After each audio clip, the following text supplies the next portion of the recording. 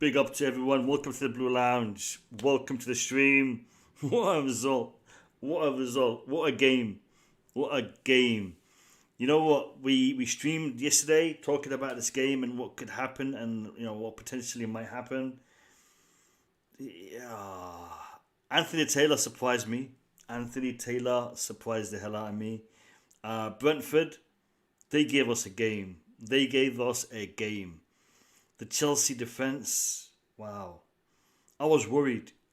Deep down, I was worried. But you know what?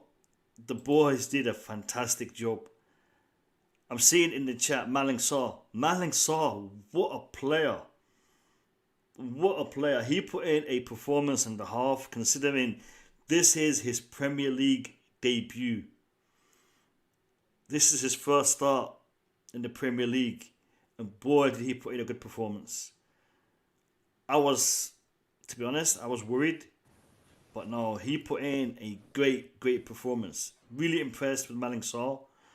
Really impressed with, can I call him a legend? Mendy.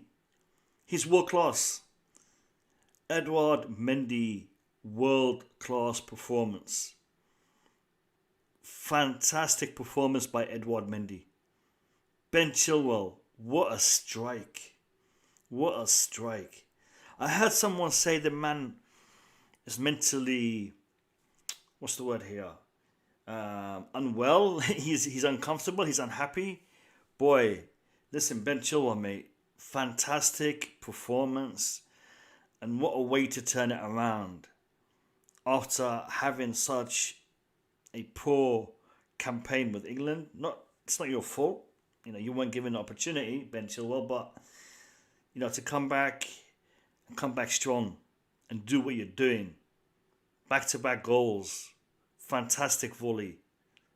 Listen, I mean, it's 1-0 against Brentford. But boy, it felt like an uphill task with the injuries that we had, with the referee on the pitch, with the form that Brentford are currently in. But the performance we put in was fantastic. I want to just give some shout outs to the people in the chat. Tyrone, yeah, mate. Mendy, fantastic. I am so glad that Petr Cech scouted him and brought him to Chelsea. Stephen, you know what? I concur. He's up there. He is up there. Big up to you as well, my man. Big up to you. Angel, what's Angel saying? Beat Arsenal and drew with Liverpool. I'll take move on. What a performance by Mendy. Come on, you Blues. Yes. I'm seeing a lot of people in the chat that it's the first time seeing them. Big up.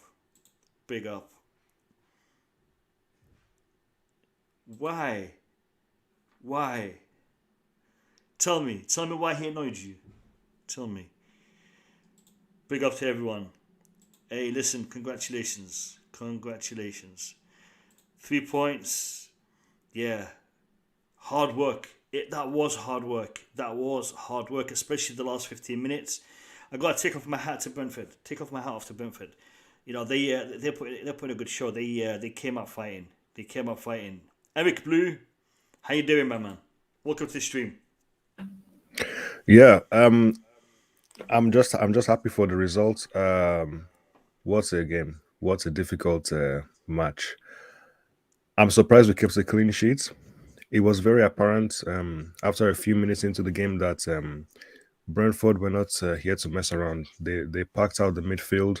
There was almost no space, and we managed to get a goal. And it's not surprise. It's not a surprise that it was a 1-0 result. It could have easily been 0-0. Brentford could have easily won the game, but Mendy didn't allow it. I think he's the best Yeah, keeper in the world. I think he's the yeah. best. Malangsa, very good performance. I need to see more, but I think that was very good. That was his best game for Chelsea. Yeah, and I'm happy with the results. Top of the league. Yeah. Yeah, no, definitely. Malang Sarr's performance was fantastic, and to be honest, even Chalaba, had a little bit of a task with Ivan Tony. Ivan Tony wasn't making it easy, but he handled him well. I think he got into his head and managed to to put him under control. Ivan Tony tried to catch him out, with a couple of complaints to Anthony Taylor, trying to stir up the what's the word here, the emotions inside Anthony Taylor, hoping that he would get something out of him. But you know, it's got to be said, Anthony Taylor had a decent game for a change. I mean, yes, we're not playing against Manchester United. That would have been something different. But he had a decent game officiating, I reckon. Bobby, Smoke Signals, welcome to the stream. How are you? Yeah, good guys. Eric Blue, hi Mo, thanks for having me on. Yeah, Yeah, I hear you about Anthony Taylor, but I would like to think that he was given that Chelsea game with a warning, yeah, albeit it wasn't a high-profile game per se. And that test is yet to come. A leopard doesn't change his spots. He had one game where he almost did what he was supposed to do, and I think that was with a warning. So yeah, well, I've got lots of other things to say about that game. I'm very pleased, yeah. very No, pleased. listen. You know, it's 1-0, but it felt like it was a good 1-0 to me. Yes, The performance. Yes, the first half had ups and downs. It wasn't such a great first half. I think for me there's still an issue when it comes to Lukaku. I mean, I'm a big fan of Lukaku, but I'm not convinced right now with his performances. I think Timo Werner put in a good shift. I just wish Lukaku had timed his run a little bit better, because that was a great ball and a great take by Lukaku, but he was just a little bit too quick, and he was offside. But I think all in all, there's a lot to build on. And Ruben Loftus-Cheek, what a performance by the man! What a performance by Ruben Loftus-Cheek! And you know what? Yesterday we were talking about the formation. Couch critic Dennis, he said that he could see Kante, Kovacic, and Loftus-Cheek starting, and it did happen. But it wasn't in the way that I thought it would be, or even Couch, because I thought he might be just behind the two attackers. Couch thought, it will be straight down the middle, but it actually was that he was the holding midfielder, and he did a fantastic job with that, because I thought that we might have an issue when it comes to the two young defenders, and we need to support them in the midfield. And Ruben Loftus-Cheek did that. He took a lot of the pressure off them. So I was really Hmm. impressed with Ruben I Loftus-Cheek. I think a lot of Chelsea fans before games they narrate what they think will happen from their feelings rather than from objectivity. And I've said this time and time again. Ruben Loftus-Cheek is the ultimate midfielder. He can play anywhere in the midfield. And I think Lukaku just has confirmed to most of us why we were eager to get Haaland ahead of him, because he still has very much many of his old bad habits. And it's going to be a bit of a limp along with him in many a game. But having said that, what really impressed me today is a lot of people make a lot of noise about, oh, these teams have sussed out Chelsea, which I don't believe for 1 minute. What I'm seeing here is that Chelsea and Tuchel have sussed out the Premier League. There are lots of little ambushes set along the way, especially for a club like Chelsea. And a lot of these teams that are presented to Chelsea straight after international breaks, when they've had 2 weeks to prepare, this was the sort of game last season we would lose. But we've had this twice. We had it against Villa and we had a resounding 3-0 victory. And now we've had it against Brentford, who are very good at home. And what was most pleasing about that was that our centre back three were ages 22 and 22 and 25. Two of those boys could qualify for the development squad. Yeah. A lot was made about Malang Sarr, and I just felt, you know what, Tuchel has watched this kid, and he knows him, and he's part of the squad. He was left in the squad for a reason. Yes, he has a way to go, but he didn't do much wrong, if anything, today. I know the man of the match was Mendy, and sadly, we live in a world where there's a lot of football snobbery. You know, if when Mendy had been from Italy or Brazil or some of the more football popular nations, he would certainly be amongst those being called the best in the world. But you can split hairs between Mendy and Donnarumma. That guy, Mendy, is an exceptional goalkeeper, and he won us that game today. And this He is did. what, you know, these are the sort of performances that champions have. You know, I remember when we were winning the leagues back in, is it 2006, 2007, or is it 2005, 2006? And we would go to places like Blackburn, and they were very physical, very hard to beat, very dogged in their own backyard. But we grit our teeth and we'll get a 1-0 win. This is what we're doing now. I think it was a tremendous victory for Chelsea. Yeah, it was. It was a fantastic result. You can't play, the way you want every single game. You can't be perfect every match. But when you're not playing at your best, you have to get the results, especially if you want to win the title. And that's what we did. Just quickly going back to Loftus-Cheek, it was interesting to see him playing where he did. I don't think we've seen him play there before. I remember one of the streams we did earlier on, when you invited a guest, Mo. I think it was can't remember his name, from the IFD pod or something like that. Yeah. Yeah, RJ. yeah, Yeah. RJ. The IFT pod, yeah. So I think he was talking about like tactics, and we were talking about Loftus-Cheek, and I mentioned, it would be interesting to see Loftus-Cheek playing in the middle of a midfield three, but not as a 10, a little bit deeper. And it's interesting to see that Tuchel actually went with that. And I think it wasn't too bad. It worked out. We didn't get overrun in the midfield. I don't think that was our issue. With all the chances that Brentford had, so I think it was okay. It was all right. Yeah, we just got the results in the end, got what we wanted, and we left. Brentford is a very difficult team to play, man. They won't drop a lot of points at home. I don't think they will. They might easily finish mid-table. You know what? I think they will literally finish the highest out of the rest of the London teams. I think the only challenger would be West Ham. For the way Brentford played today, I can see them easily finishing above Arsenal and Tottenham. And I'm biased. I'm this, I'm that, but the performance they put in today with the players that they have. That shows a lot of heart, a lot of spirit, and big up to Brentford. Seriously, big up to Brentford for the performance they put in today against the champions of Europe. They got promoted to the Premier League while we got, the title of the best team in Europe. So, there's a big gap between us, but they gave us a run for our money. And, big up to them, big up to their squad and their manager. Best luck to them. Best luck to them in the Premier League. I'm going to bring in Boogeyman and I'm going to bring in Kasim in a second. Listen, people.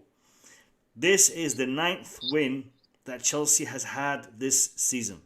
Including the Super Cup, this is the 9th win that they've had this season. That means if Chelsea beat Malmo midweek, the Blue Lounge will be giving away 2 Chelsea shirts. We will be giving away 2 Chelsea shirts.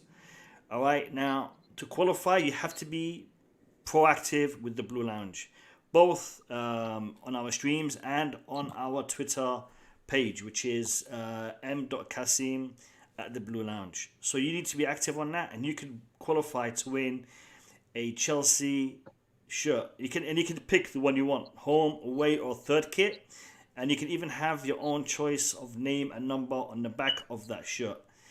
So we'll give you more details on how to win that shirt midweek when we beat Malmo. All right, lads. So stay tuned for that. Any of you who are new to the Blue Lounge, hit that subscribe button. If you're enjoying the stream, hit the like button. Much appreciated. Boogeyman, welcome to the stream. Kasim, welcome to the stream. How you guys doing? Yeah, all right, I'm Mo? good. I'm good. Yeah, Kasim, How's how you everyone doing? all right? Good. And Bobby, how's your family? Hey guys, no, we're good. We're good. In fact, that result came back correctly. It was negative, so we're all Beautiful. Brilliant. Eric Blue, Brilliant. Lukaku, how are you doing? He won't answer. He will not answer today. He's muted. MDT, I'm not sure if you're having issues with the link or the connection. Let me know if you need any assistance. It is using the neighbor internet. The neighbors keep cutting the internet. That's the MDT problem. MDT, big up to you. How you doing, man?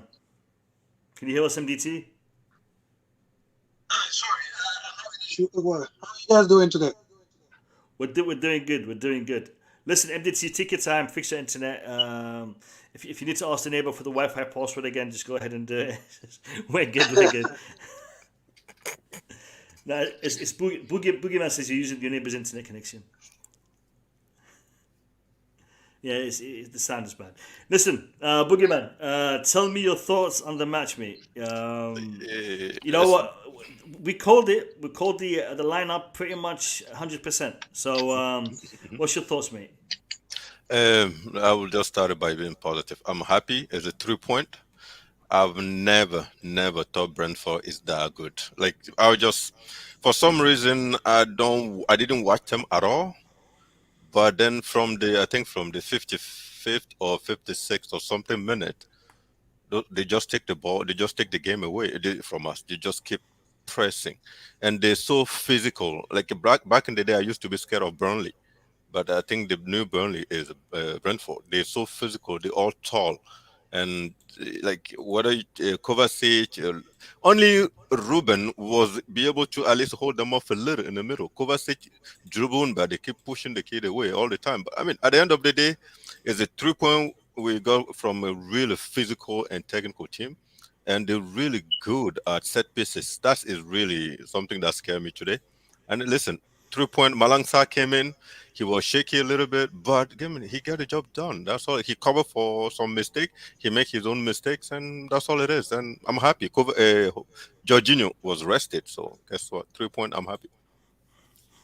Hey, listen. I don't know what Dennis is, but I want to hear his thoughts on the midfield. Kasim, what did you think of the? Kasim just dropped his camera. Yeah, I dropped my phone. Sorry. Yeah, come on. Listen, guys, get your act together. Yeah, I've got one person with a bad Wi-Fi connection, one person dropping his phone. What's going on here, man? What's going on? I'm okay. I'm fine, man. I'm fine. Kasim, let me know your thoughts on the midfield, man. It's a different setup. 2-man attack, 3-man midfield. What's your thoughts on that, man? I thought Kanté had a very good game. To be fair, Kanté had a very good game. I thought we were alright first half. Second half, obviously, was Mendy. I mean, come on, Mendy, we're world class without shadow of a doubt. If there's anybody or someone say otherwise, it'd be absolutely, Mendy's absolutely fantastic. But that is, all in all, that is a performance of a champion. You don't play well, you go places like Brentford and get a 3-point, which Liverpool cannot do. And by the way, Brentford gonna upset a lot of teams the way they're playing. And I just wanted to comment about what Boogeyman about Burnley.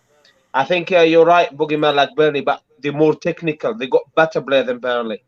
That's why in the second half they would nearly score a few times.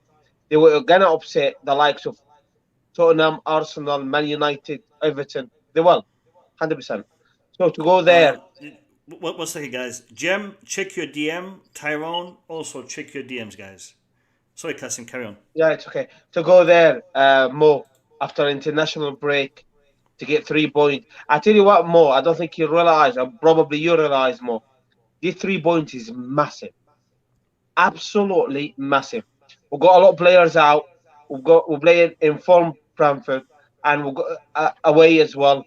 To go there and go through, and they're playing very well. To go there and get 3 points at City, and Liverpool kicked off, earlier than us, put the pressure on us. And in a way, it was a good pressure to go there to get 3 points.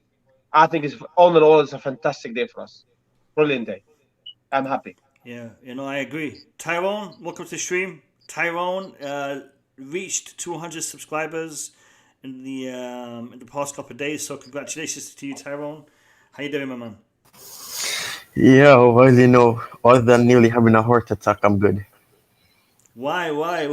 The last 15 minutes were hard for you to watch, huh? Yeah, it was like I was watching the Man City game. Shots hitting the post, Mendy having to do world-class stops, bringing back Petr Cech vibes. It was just crazy. I had to say, oh my gosh, Mendy. What a performance by Mendy. What a performance by Mendy. I'm going to jump to Mo before we lose him. Mo, tell me your thoughts on Mendy, man. Guys, sorry about that. It's my okay. kids. They messed up with my setting. It's okay. How are you guys all doing? So on Mendy, to be honest, yeah, we're doing good. Okay, on Mendy, I'm not surprised. I think that it's been done dirty because Edison came from Portugal. After one season, he was world class, and he's the Brazil number 2. Alisson was being benched at Roma by versus Chesney before he went to Juventus. Alisson was his understudy. Alisson played there 2 seasons and came to Liverpool. Automatically, is world class. What does Mendy has to prove? Does he have to win the World Cup with Senegal to be proved that he's on the same level with them? But I don't care what people think. For us, we have the best goalkeeper since Petr Cech anyway for Chelsea. So I'm happy with him. I'm very happy with him. And Do you think we missed Silva and Rudiger today? Yes, Rudiger, yeah, definitely. Because I thought Christensen played very well. Kasim, I'm asking more. Go Yeah, on. the reason why we did miss them, Rudiger would have been shouting at like after Lukaku came off, the forward line drop off. That push Brentford to on top of us. Thiago Silva and Rudiger would have shouted at them, Mount and Harvard, stay up. We don't need you to drop too deep, because by them dropping deep, what happened is they let these people keep launching it, and they keep having throws and corners and whatever because of they drop deep. Instead of dropping deep, they should have stayed up. So that was the inexperience about our defense today. They would have pushed the forward players up, but they did well. I can't complain. They did well. They did their job. That's all I can say. Malang Saw and Chalobah. Boogeyman, tell me, Malang Saw and Chalobah, did they fulfill your expectations today? Wait, yeah, sorry, I say wait in French. Yes, the problem is simple.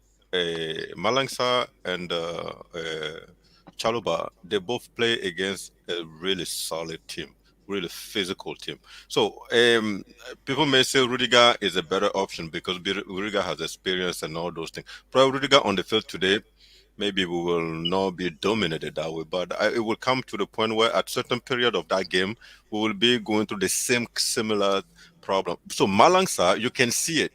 He looks sometimes a little heavy in his tackle, and I think it was the end of the first half or the start of the second half when he made that slide tackle. He touched the ball, so that it will be a red card. I mean, you can see those tackles. So those things scare me a little. It worries me a little. But Malansa has stepped in, and that's the reason why he's in the squad. I think he just need more game during the cup and all those things. Tuchel need to use him more often, so he can understand the game and knows that he can get some confidence, take the ball and run the way Rudiger does. But I think for now, I'm convinced that it's Rudiger and Malansa for that position. Me, I'm already in that thought of mine already. So, but when it comes to Chalobah, I didn't see anything bad today. He was physical with that Tony guy. Like, did you see that guy? That guy's a monster. Like, every time. And the other thing is, that guy, you give him you give him 20 centimeter. I'm pretty sure if he hit that ball end up in a goal. Every time he hit the ball is really, really, how do you say? In French we say sèche. Is really like his feet make full contact on the ball, and the ball tends to go directly and pretty much directly onto our goal. So he is really good guy, and no matter what Chalobah did today, he managed to stop him. I don't care. He didn't get the penalty. That penalty was pretty close, but I think it was rule offside or something. But they both, like those Chalobah and Malansa today, I'm happy. I don't think it was offside. But he's gone away with that. Yeah, so Malansa and Chalobah, I'm 100% happy, and I think they showed today that they can play against physical. Chalobah have been shown that before against Arsenal, Manchester City, or all those things. But today, I'm happy with Malansa, 100%. I'm gonna go to Kasim, and I want him to tell me his thoughts on the attack. But before I do that, listen, there's over 112 people here in the chat. Do us a favor and hit the like button. We're still on 40 likes, so let's get that number up. If you want to come on, the link is in the chat. It's the pinned comment. Click on that link, jump on, and give us your thoughts on the game. We'll be more than happy to host you for a couple of minutes to hear your thoughts on the game. So the link is there. Kasim, you've always called for and asked for Timo Werner to be playing up with Lukaku. We saw that today. How do you rate that performance? Mate, I don't know. I need to be careful because during I'm watching the game, Boogeyman even texts me back. Lukaku was very, very bored, man. He's been bored for a few games. Yeah. Right, Timo Werner today worked his socks off. Last few games, actually, Timo Werner playing better than Lukaku. Lukaku's look. He's not for me, mate. He's not for me. I didn't want him, but obviously because we wanted to. No, listen, Boogeyman. That is my opinion. I never wanted Lukaku. I wanted Haaland, but because we needed a striker desperately, and obviously the situation was Milner-Raiola, right? Obviously we had to go for Lukaku. But mate, he's not for me. He's not mobile enough for me. He doesn't move. He's very, very lazy. He doesn't brace very hard. And mate, come on, today I shouted, said, in the love of God, someone get Lukaku out. He was just bored. And I tell you, second half, Mo, they were bracing us that too hard. And if he stayed in the football pitch, it will not go back to Helbos. That's what Tuchel, I respected Tuchel this time around. He read the game and he took him out. Yeah, made the right decision. I agree. Yeah. Bringing on Havertz was the right decision, especially during that press when Werner's great. Werner's great, Mo. Werner's great. No, Werner's great. All right. We'll talk a little bit more about that in a minute. We have a person joining the chat, the panel. Olu, give me your thoughts on the performance, and if I butchered your name, I apologize. That's okay. Hey guys, how y'all doing? Hi, mate. All right. Awesome. Just want to say, you guys are doing a fantastic job. This is my second time on this platform. And what you got in the match, it was, very entertaining. It was a good match, looking from the neutral. We got the 3 points, but we didn't play so good, especially in the second half. First half, you could say we did control the game, but we went, we couldn't take our chances. We didn't create chances rather. And that still comes to my point, we, as a team, we can criticize Lukaku for what we like, but we don't create chances for Lukaku, and I'm being honest. Like, if you look at the way we play as a team, we don't have chances. Even Brentford had better chances than Chelsea as a team. So what does that tell you? If you don't create chances for Lukaku, how's he going to score? So that brings a question to the likes of players like Mason Mount, Kovačić, Avats. They don't do enough with creativity. And, for me, it's one of those games, we could be better. And 3 points is great. And I believe, we're going to improve over time. And especially coming back from, international break, I believe it's better to take the 3 point now and, look to improve our team going forward. So we can criticize Lukaku for what we like. Man is doing great. If you look at his record, he's proven he's a world-class striker. I know Christine doesn't like him, or rather prefers Haaland. Prefers Haaland.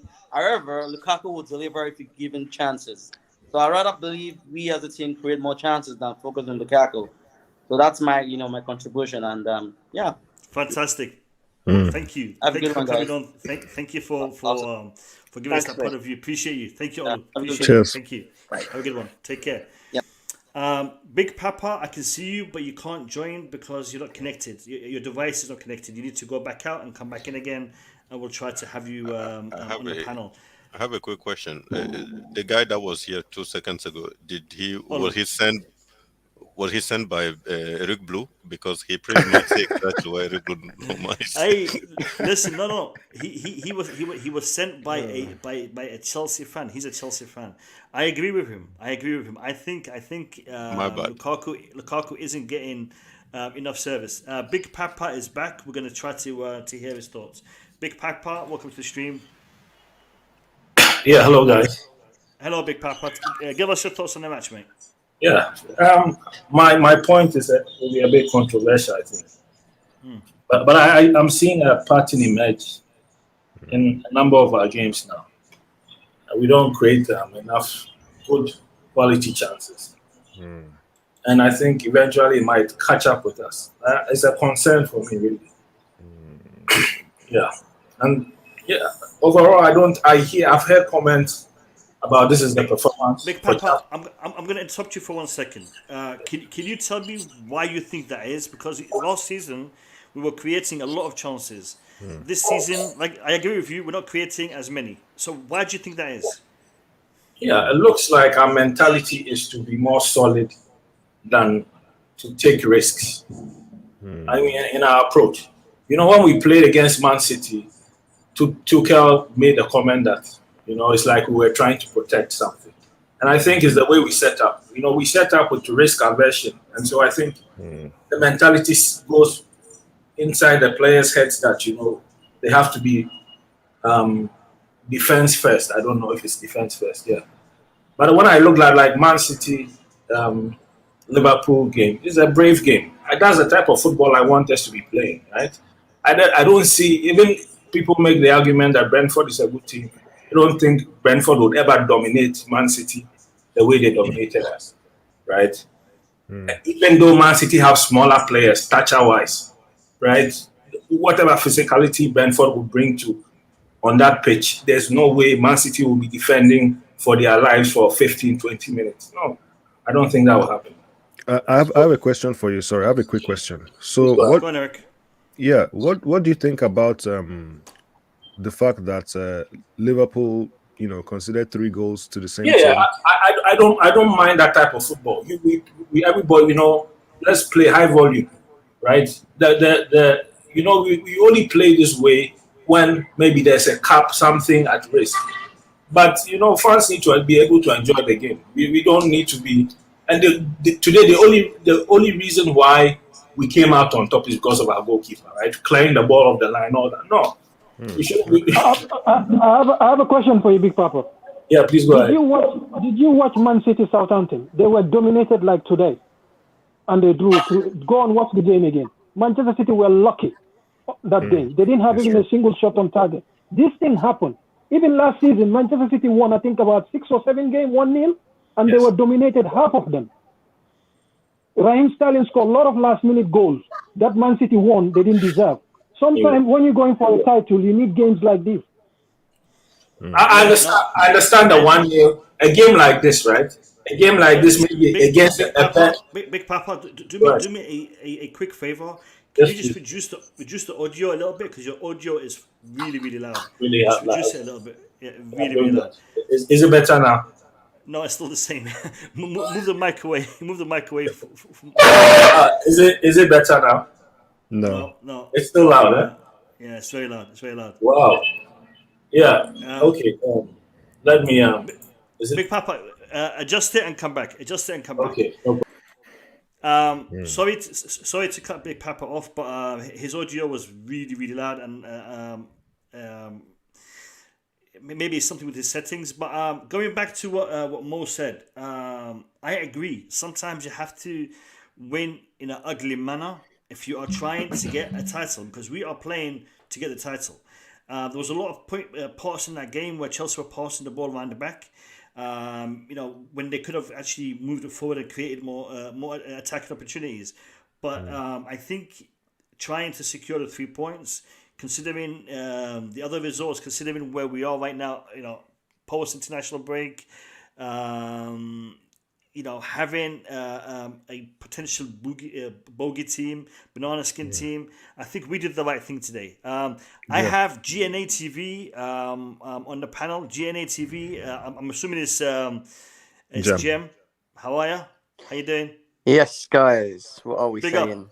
Big Up. Well, let me hear it, Jim. Let me hear it. I've been listening to Chelsea fans over socials, tell Chelsea fans on other streams, and I'm a little bit lost as to why they're so upset. I don't get why they're so upset about the result. Look, could we have played better in this game? 100%. Of course we could have. But there's factors that we have to take into consideration with this game today. We were missing key players at the back in Rudiger. Rudiger is a big player for us in defence. We had a player that had taken his first Premier League debut against the team that people keep forgetting again because they've probably not been watching them enough, that are in form, that have been playing well, that have a system, that have a structure, that understand how to play the game. And let's be serious. In the first half, we should have really been 2-0 up. We should have, even the first 15, 20 minutes of the second half, if we'd have just took our chances there and then, it would have been 2-0 up. Maybe they wouldn't have had the resilience that they had later on in the game. That was always going to happen. They were always going to have a moment in that game where they were going to, pen us back in many ways. And I think as a Chelsea fan, it's one of the ones for me where I look at it and I think to myself, I'm happy because, like you said, you can't go and smash teams 3-4-0 and play this great football every single game. This team that we played against, that played very well in the last 15, 20 minutes, and big up to Mendy, because without Mendy in that goal today and having his world-class performances, we probably would have drawn that game. But if that was a Manchester United in the last 15, 20 minutes, they would have lost that. They would have capitulated. I'm telling you now, they would have capitulated. Arsenal, we've already seen it. Liverpool, let's be serious. Yeah, they have Van Dijk and Matip, but they just try and outscore teams. That's the way they move forward. Man City, yeah, they would have played a possession game, and maybe have rode it out. But people are playing down how good this Brentford team has been so far up this season, and they just and they showed it today, and they were good. But they were up against the team in us that was very limited in our choices in terms of the players that we had at the back, and we got the job done. We got the job done, and for me, it's one of them ones where you just look at it and you think to yourself, we move. Yeah, we can sit there and moan about individual performances. Was I happy with the 3-5-2 set up originally? No, not really. I think we had too many defenders on the pitch. I do. I think we suffered a little bit in that instance. Could Lukaku have played better? Yeah. Could Werner have maybe not took the touch in the box and took a shot when he was in front of goal? Yeah, it's just little bits here and there of the game that if we really want to be picky about, we can do. But I think in this instance, we just have to accept that they've just come back from an international break. These Brentford players, most of them have just been sitting at home, chilling and training and, ready for this game. And we got the 3 points and we're top of the league, man. We're top of the league. So, it's a team that's not been beaten. It's a team that doesn't, struggle. I think only Brighton have beaten them. From what I remember, 1-0. So we've got to take it as that they're a very good team, and we were. Brentford are a very good team. Well. Yeah, Brentford are a very good team. They've had a very good season so far, considering that they just reached the Premiership this season. So they're doing fantastically well. Listen, people, GNA TV, the link is in the chat. Click on there and go and subscribe. Great channel, great content, and they have a variety of different shows on that channel. So make sure you go click on that link and subscribe. Give him a subscription. Max Burton, welcome to the stream. How are you, my man? Hey guys, yeah, all good, all good. Whenever we win a game, I'm happy. And today was one of them games. It was a difficult game. I predicted it was going to be a bit difficult game because look, people. I agree with a lot. I just came on and I heard GNA, and it was. I agree with a lot of the points, and I've got a support. A person at work who's a supporter of Brentford, and so I talk a lot about Brentford. I know a lot about Brentford. I know how they operate, and they are a team who are high energy, who make it difficult for the opponents that they play against. They've moved into a new stadium, and with the stadium that they've got now, the fans are right on top of you, and they work hard. They win the first balls, they go for the second balls, and you saw that today in the last 20 minutes where we just couldn't get out of our half. So these are the matches that I think win championships. Difficult games, last 15 minutes, everything, the kitchen sink's thrown at us, but we cope, we manage, we defend well, we defend for our lives. And then we've got a goalkeeper who, when we don't defend, we've got the last ditch. He can take us out and make those brilliant saves to get us over the line.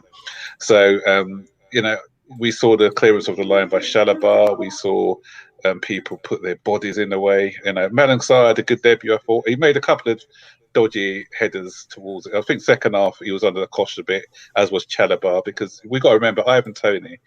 He's like Didier Drogba-esque. He's not of that ilk yet, but he's a difficult striker to play against. He puts his body around well, and he's got great movement. And Boye as well. So they've got two strikers who are going to make it difficult. When you think we were without our problem, that was a very inexperienced back three today. You got to remember that.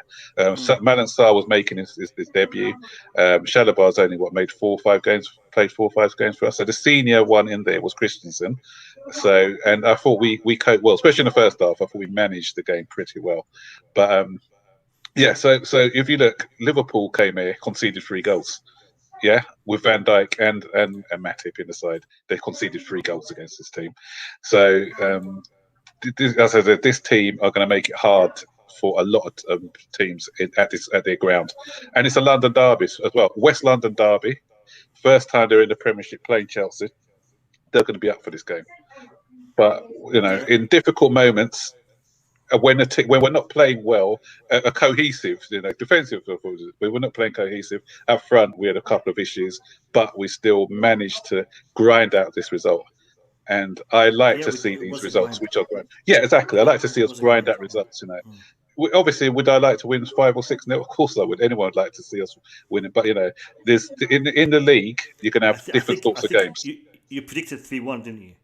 2-1. 2-1. I said it was going to be a tight game. I predicted 2-1. Yeah. I knew it was going to be tight. You're really off, Max. You're really off. 2-1. I just want to say that. One really second. We won by the single goal. We won by a single goal. One second. Listen. Big up to Max from the Burton Ballers people. I put the link to Max Burton's channel in the chat. Click on that link. Go subscribe. Show some love and support to another Chelsea YouTube content creator. So big up to you, Burton Ballers. Before I let Boogeyman jump in, I want to say hello to Julius. Julius, hello. How are you? Julius. Hey, I'm good. How are you? I'm good. How you doing, man? Been a while. I missed you guys. Missed you. Hi, Julius. Hope you're doing good. Good. Yeah. Thanks. Yeah. Give me your thoughts on the game, mate. Give me your thoughts on the game. I think it was a frustrating game to watch. We have a lot of issues creating chances. I was really getting annoyed every time I see Lukaku in a great position making a very good run. One of our midfielders either looking at the ball when they should be looking in front of them or making the wrong pass to the sides. That was really frustrating. I could not see one ball properly given to Lukaku, and when they tried to give it to him, it was either overpowered or short. Like, Yeah, Kova had an issue passing today, man. yes, it was tough to watch. It must have been very frustrating for him as well, being on the pitch, barely touching the ball because of a pretty crap delivery service. So that's one of the points I wanted to talk about. The other thing is, I think defensively, when I looked at the lineup, I was worried, and I saw this coming. Like, we got lucky today to get a 3 points. We were a better team overall, I think, but a fair result would have been a draw.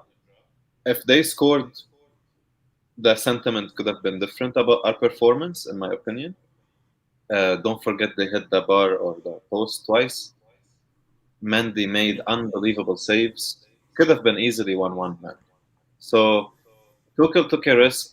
It was worth it. I'm not saying they played bad, Chalobah or Sar, or I think they did what they can do. But my issue was throughout the game is how much we've lost the second balls all the time. It was so annoying, man. We couldn't win 150-50. And even on the set pieces, we have tall players that were playing today, and we couldn't do anything about it. They were overloading the 4 posts as well, and we couldn't deal with it most of the time. It was frustrating performance today, but it showed that we are resilient. Good signs overall. We survived. We have a world-class goalkeeper. I've never had that much trust in a goalkeeper since Petr Cech. Even Courtois, as good as he was, I always felt he could get nutmegged or something. He had his weaknesses, short, near posts and stuff. He was always annoying with when it comes to these things. But with Mendy, man, I see Petr Cech, and credits to him. He was the one who pushed us to go get him. None heard of him before. So, yeah, that's my opinion about the game. Speak for yourself. Can I just make one point? Hold on. Tyrone, carry on, Tyrone. Let's hear it. No, he said that we never heard of him, so I said speak for your own, because I have. Like, I just didn't think about him that much. Yes. You heard of him when he was at Rhymes before he went to Renee. I knew about him and his sad story. Before we were linked with him, you knew about Mendy. Yeah, and about his sad story and everything, and he was without a club and all those type of things. Good for you, man. Good for you, Tyrone. You should have made a couple of videos about him, man. At least we would have done about him before we were linked with him. Yeah, I didn't have much channel back then. I didn't have much channel back then. I didn't have much channel back then. I was thinking that we were gonna get the guy from Ajax. What's his name again? Nana. Nana. Onana. Yeah. Isn't he tested positive for drug or something? Yeah, he was. Yeah. He was suspended another Adrian Mutu. No, I think that sort of drug. That thing. Yeah, it might have been a misunderstanding with prescription drugs or something. Yeah. For Onana? Yeah, can I just address the questions by Julius about Brentford, where he says, if you've seen Brentford play this season, Julius, you'll know that that's what they do. They always get the second balls. There's not only us that they've done it against, there's other teams that they do it against. They work hard to get their second balls. They've got a very good manager, actually, because they take a lot of risks. They put about 9 men up front sometimes. They don't sit back. Today, first half, I thought they gave us a bit of respect. But the second half, when they came at us, that's what they've done to a lot of teams. That's how they got the 3-3 draw against Liverpool, by playing that sort of football. Against Liverpool, the first half was 3-1 or something, if I remember right. I think I saw the score like that, and by the time I came back, it was 3-3. So I think against it was 3-1. Anyway, what I was going to say, Julius said something about Lukaku not be served.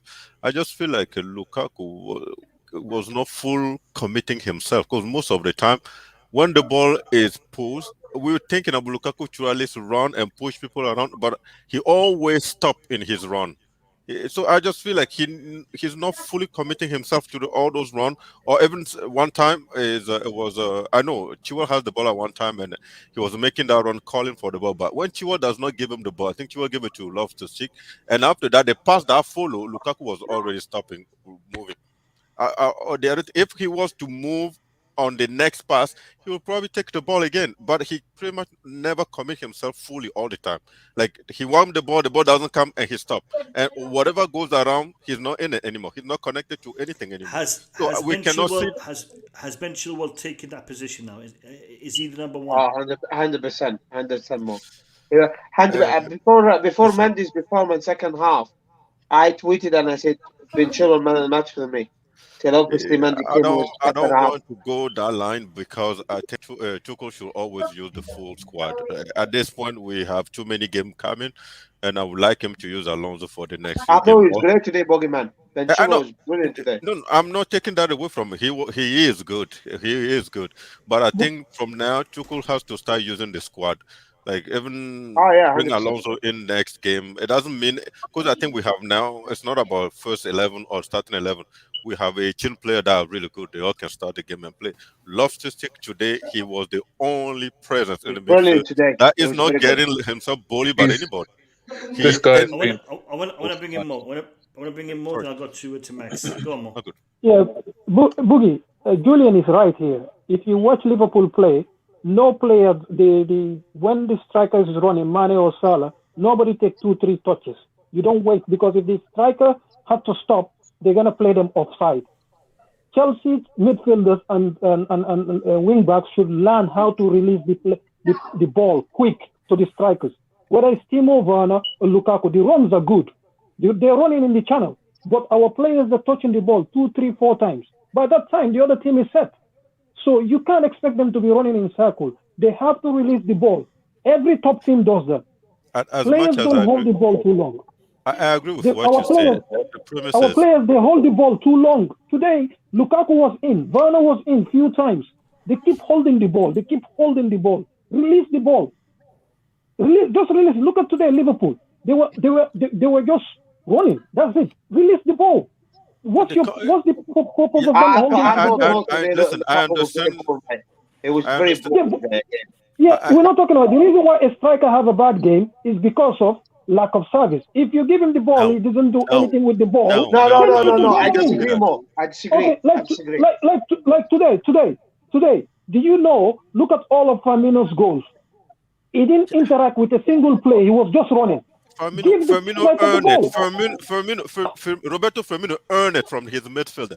Lukaku does not earn it. Lukaku cannot just. Lukaku, how many times Lukaku has a chance? He didn't put it in the back of the net. You have to earn it. If I'm playing midfield and I see Lukaku making a run and I see Timo Werner making a run and I feel like if I give it to this guy, they're not going to be able to pass, beat the next defender on 1v1. I'm going to be the one running to catch that ball again. I'm not giving it to Lukaku. Why would I be giving it to Lukaku? He has to earn it. He has to bring that confidence in me that if I give it to him, he's doing something with it. Yeah. Lukaku today has 2 or 3 chances to score goal. He didn't.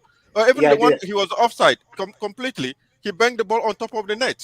What do you want to say? Can I just address something? I agree with I understand anybody can come and say that Lukaku has not too many chances. Yeah, but he does not work for it.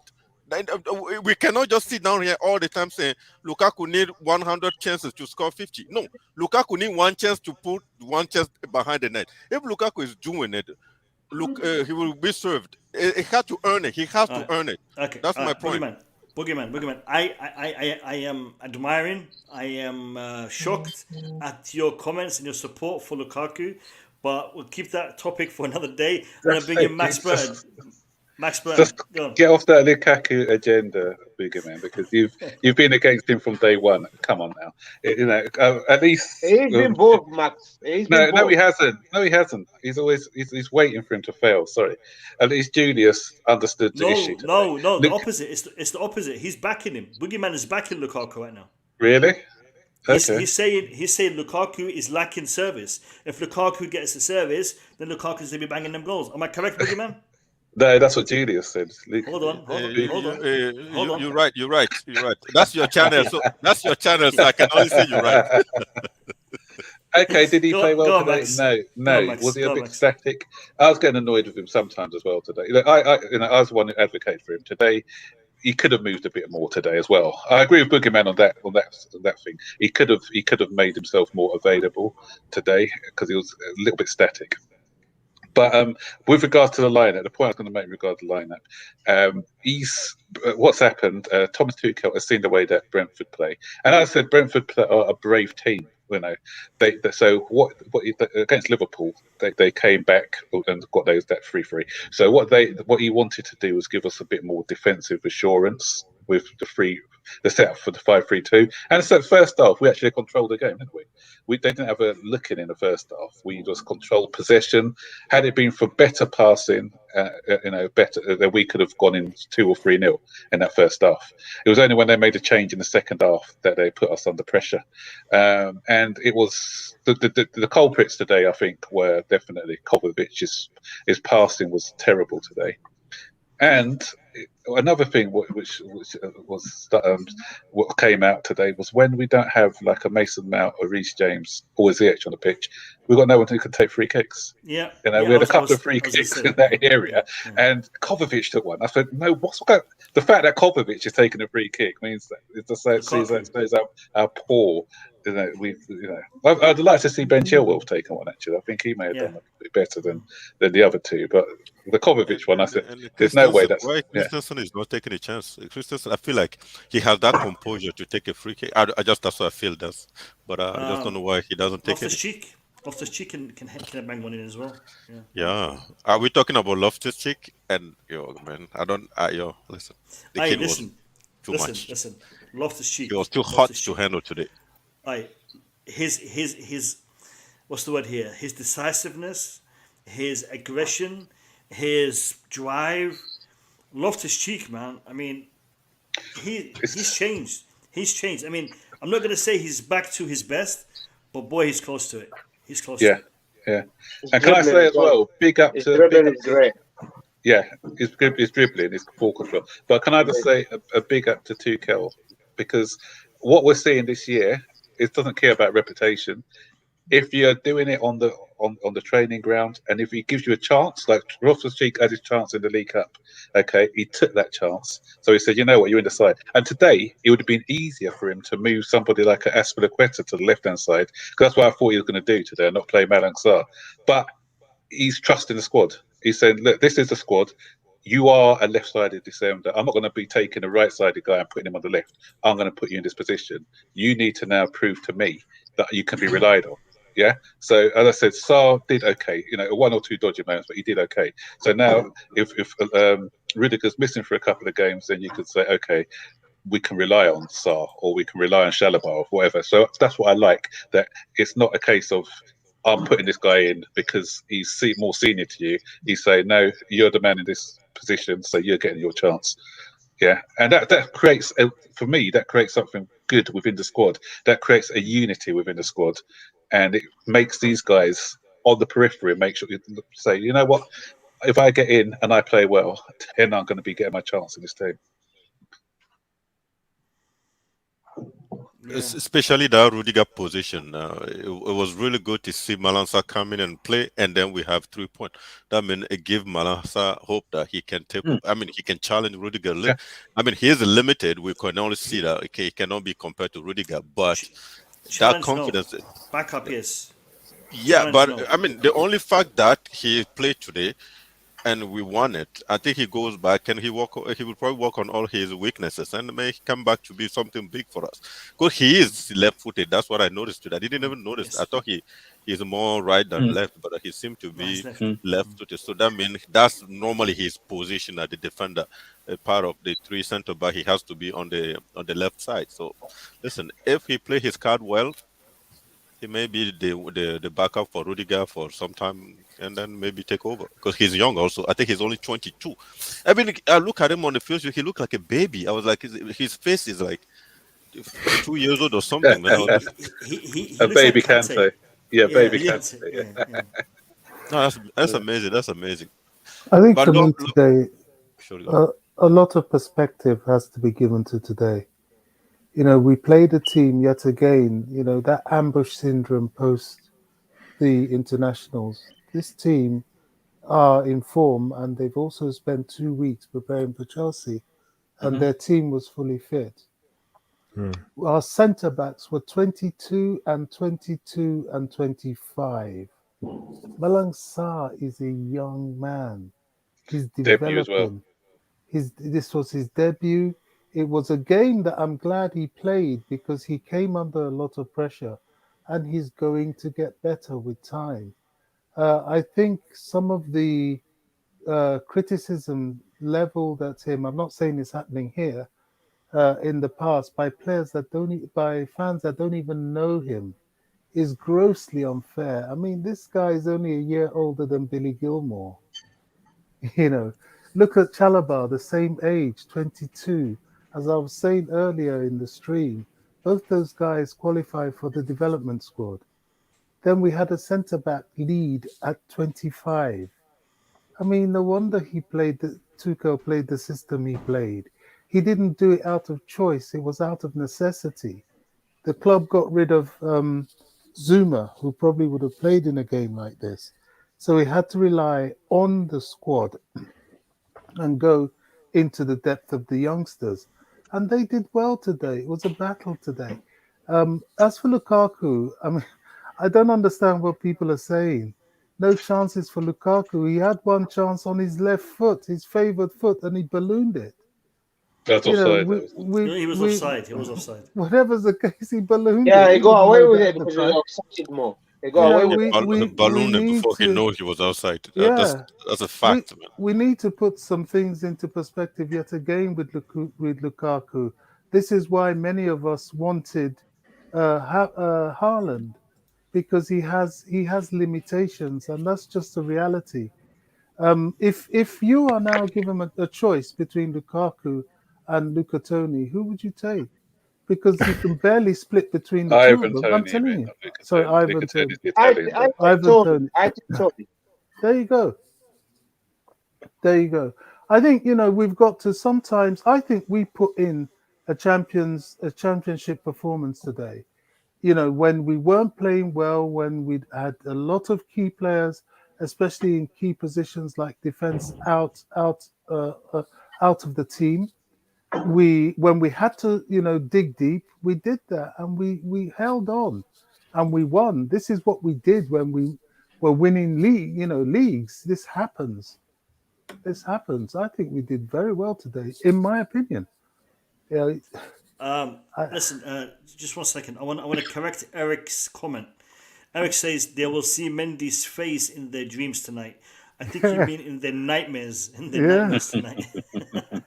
And that's another one. That guy is amongst the best in the world. Period. It's not even up for discussion.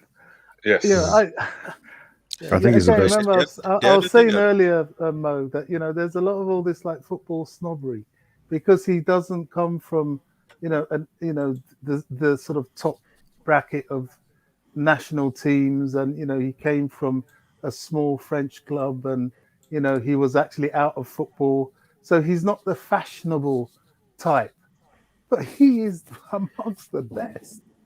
I wouldn't change him for anybody right now. Mm-hmm. And I don't see the complaint. Why people complain about he's not been named as top class? Who he is top class. Why would he need someone to tell him he's world class?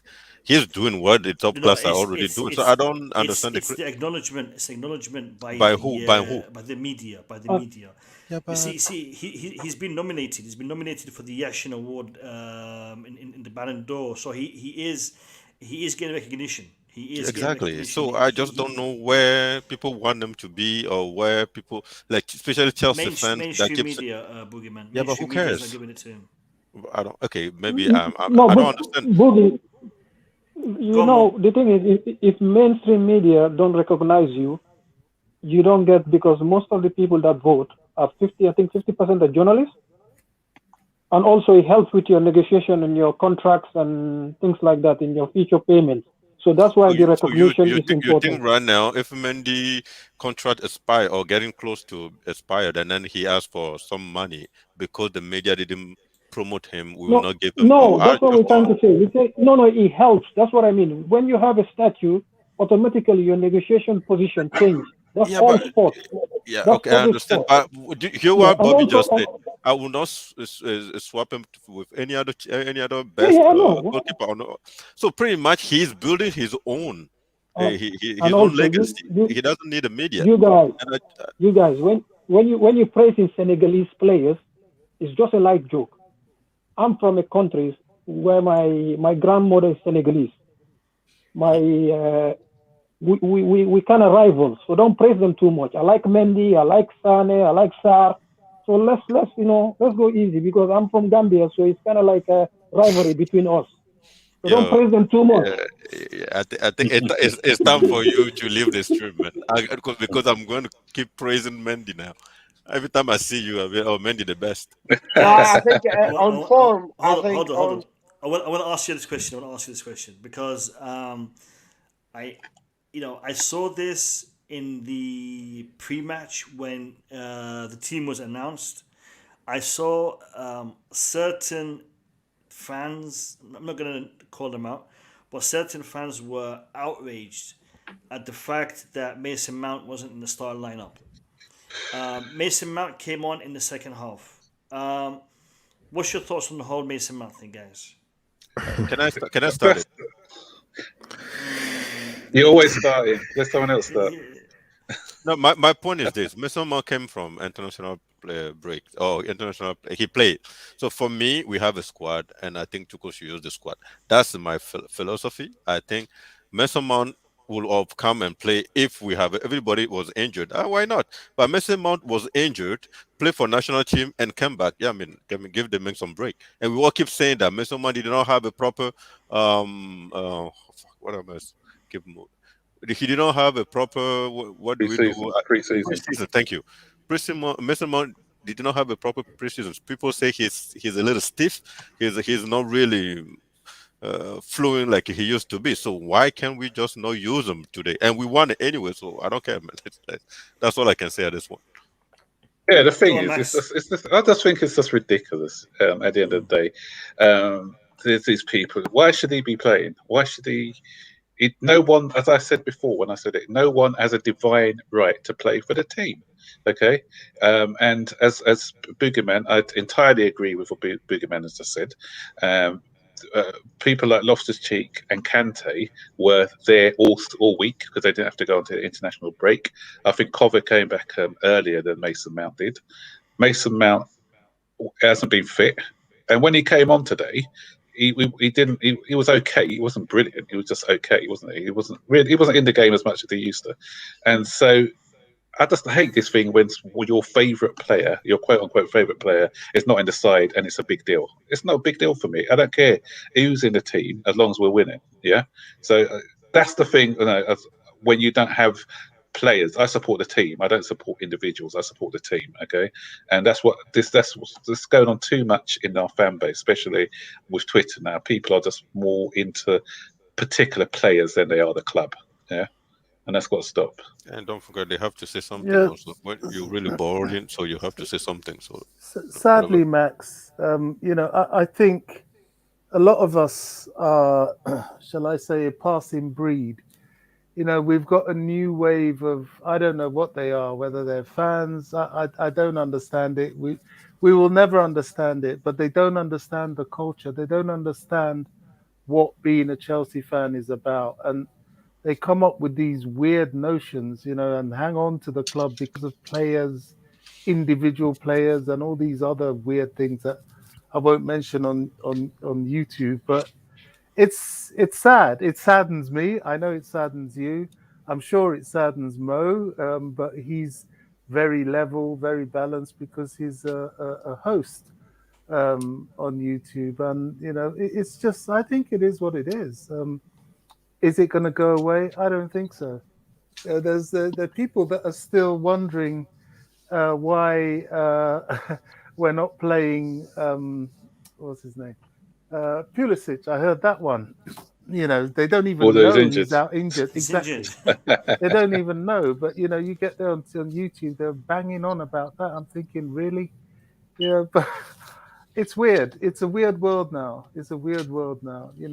I dream of the old days where you would watch a game on the terrace and let's forget the dark side, but when it was good, it was very, very good.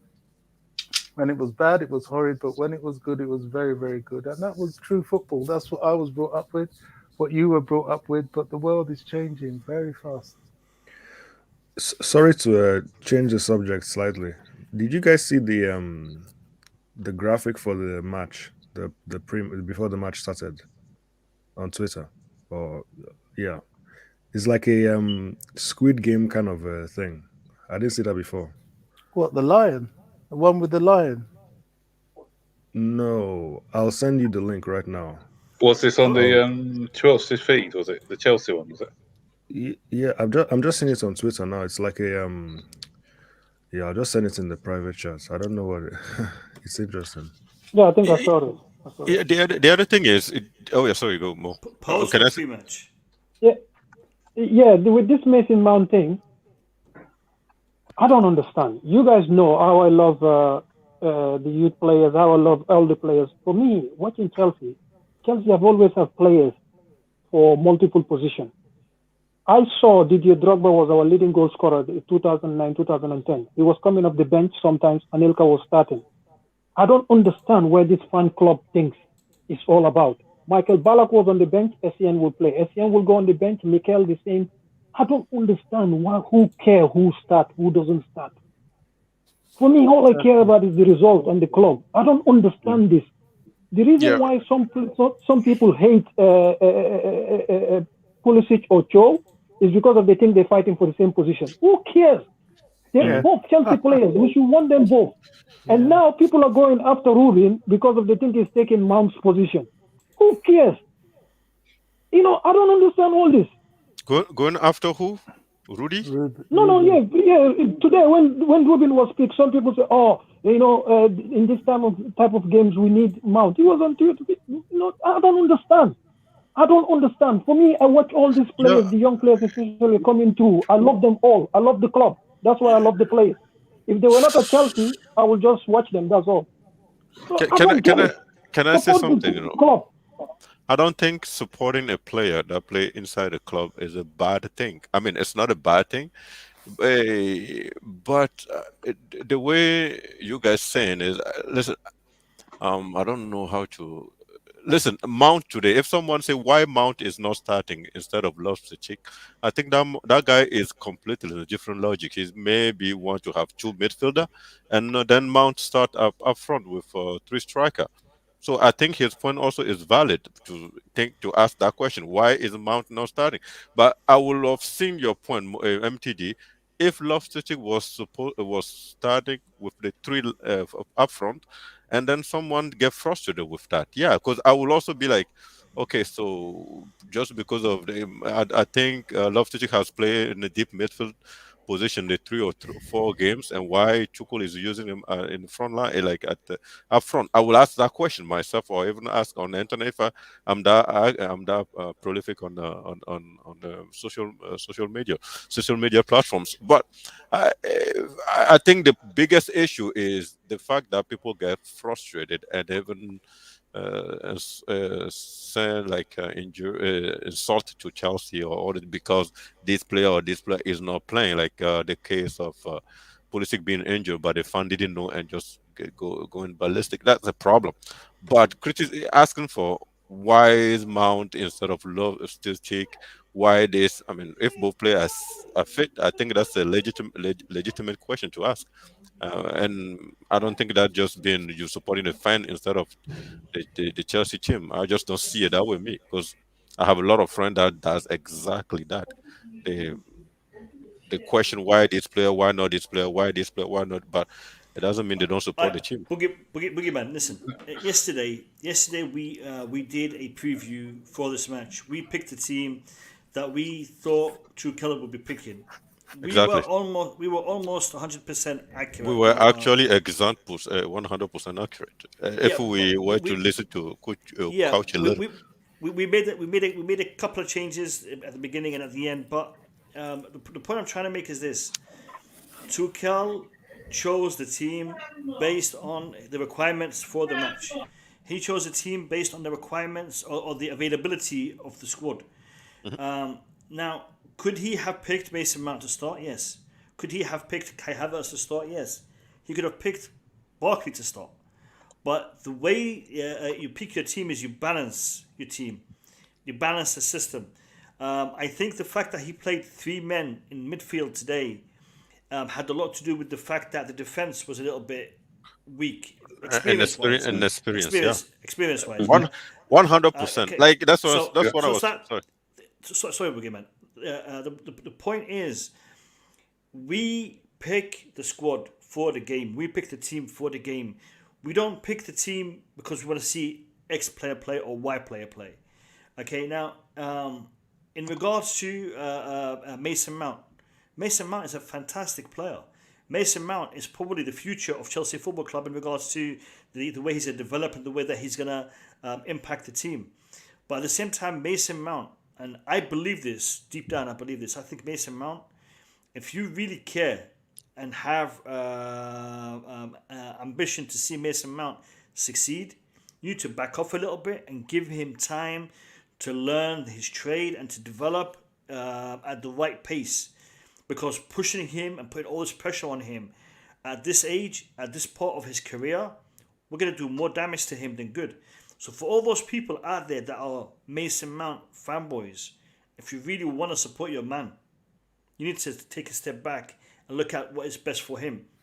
If you really support, me personally, I support Chelsea Football Club. Mason Mount, is part of the club, so I want to see the best for him because he's part of the club. Go on, Max. Yeah, can we look at Alex Ferguson back in the day, how he managed Ryan Giggs, okay? Because Ryan Giggs, he didn't play him all the time. Sometimes he took him out of a game and he put him back. Ryan Giggs played till he was 37 for Manchester City. Contrast that with Michael Owen at Liverpool, where at a young age he was playing game after game after game after game. I think his career ended when he was about 27, 28. He didn't have a prolonged career. And that's what you see with some players sometimes when they get overplayed too much at a young age, they suffer from burnout. But Mason Mount is playing even more games than those guys now because he's playing there's far more internationals now than there was then. Okay, so he tends to play in quite a lot of the internationals as well. So we need to manage these players, because if we want to see them have a prolonged career, they need to be managed correctly. And that's what people have to realize. It's a squad game. And, people are going to be not dropped. People are going to be rested at times to bring in other players. Totally agree, Max. Totally agree. Mason Mount, that's another one. 22 years old. 22 years old. What are we saying? There's going to be times his form will dip, especially when he's played as much as he has.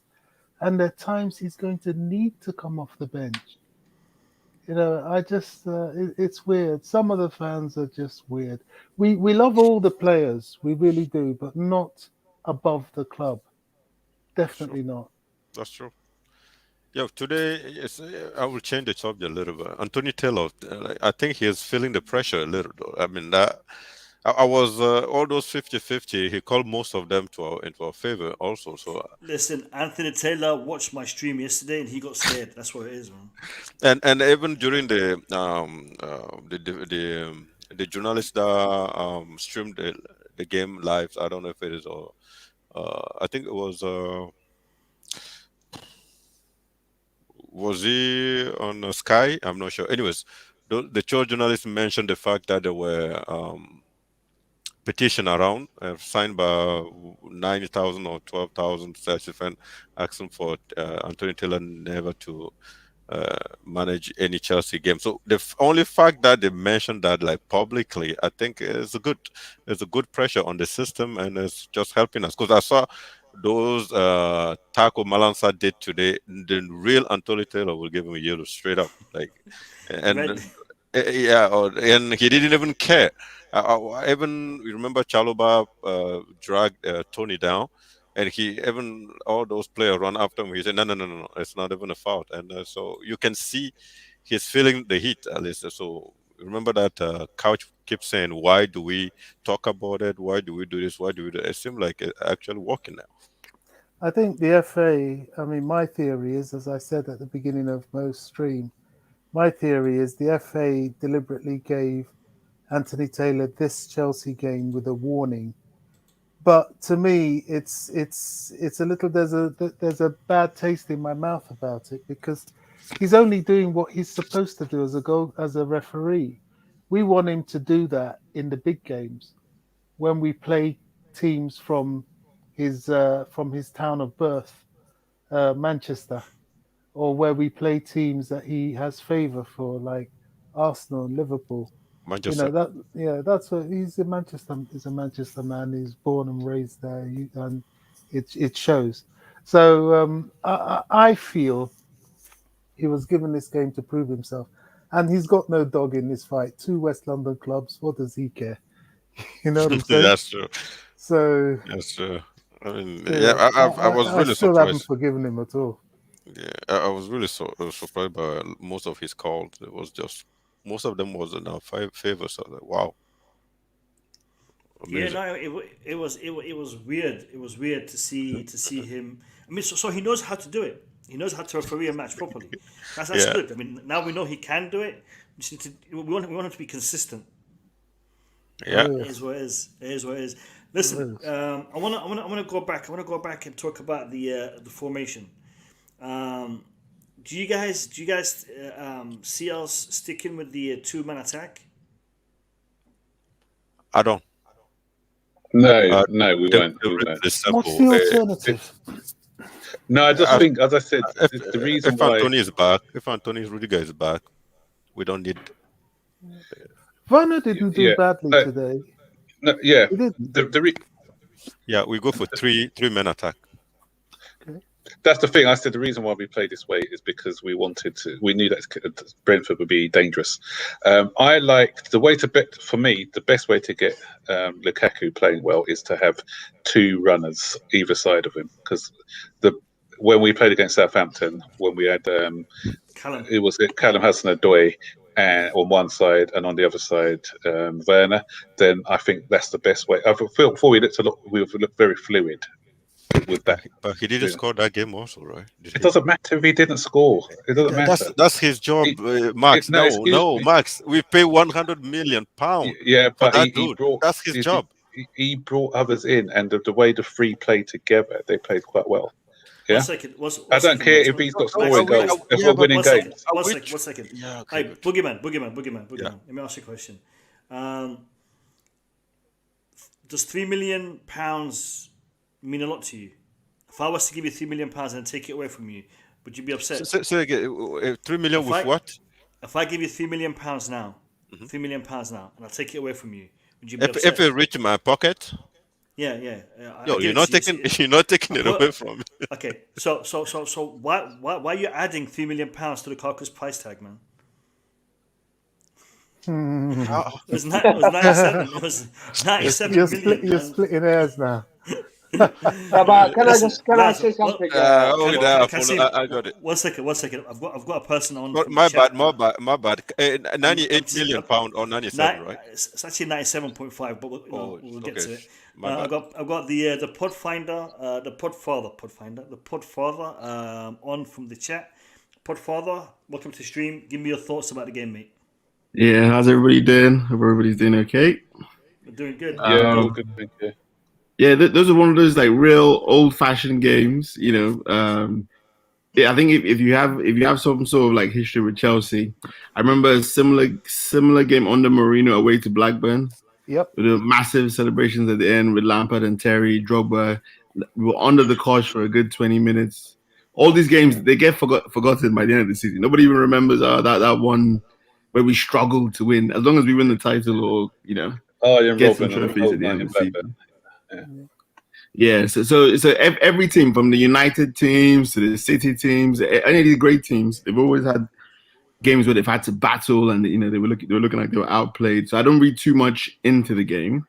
In terms of the things that you guys have been saying, I just want to touch on a few things. The Lukaku one, I can see, you know, both points. I can see Boogeyman's points. I can see MDT's points in terms of passing the ball to him, because I had similar reservations before he joined the club. So it's not like, oh, all of a sudden he's joined and now all of a sudden. And I'm sure Boogeyman made similar points before he joined the club as well. Yeah, about his movement, his link play. and all that sort of stuff. So not every striker relies on service. You know, that's why you have guys like Benzema who can bang it from 25 yards, 30 yards, cut in, shoot. So not every striker needs the ball put in a play for him. And those are the kind of strikers I tend to really admire, like Henry, or obviously those guys are so rare. It's asking a lot to say, oh, we can only deal with those type of strikers. But the thing is, when I watch him for Belgium, in the same form that he's in now, he scores almost every game. Every chance he gets, boom, it's a goal. And it's what MDT is saying as well. They find him quick. They play the ball. He splits to the left. His movement is very good for Belgium. For Chelsea, for whatever reason, it's very static. You know, so is it we're not using him well, or his confidence is low when he plays for us, so he doesn't have the confidence in the players around him, because he knows when he makes that run, De Bruyne is going to find him. You know, and he has the confidence as well. When he looks back at that midfield, there's a world-class playmaker there. He's going to find me. His combination with Hazard is like telepathic. They don't even look at each other when they're passing. You know, so it's a bit early to judge him, but at the same time, I can also see his confidence draining. That's why I said it goes both ways, because every game he goes there, he doesn't score. I can see his confidence getting lower and lower and lower. He's not trying to get involved in the game as much. He's not showing as much. And one thing about also the reason we bought him was his form at Inter Milan. Yeah, so there's no point buying him from Inter Milan and playing him in a different way from how they played him. Doesn't make any sense. If you buy the guy that you bought from Inter Milan, you have to play around him. And I think Chelsea a lot of the time, when we buy strikers, we never build around them, and then half of our strikers don't succeed, and then we wonder why. Yeah, like even when Timo Werner came in last year, and a lot of his runs were over the top, no balls were coming.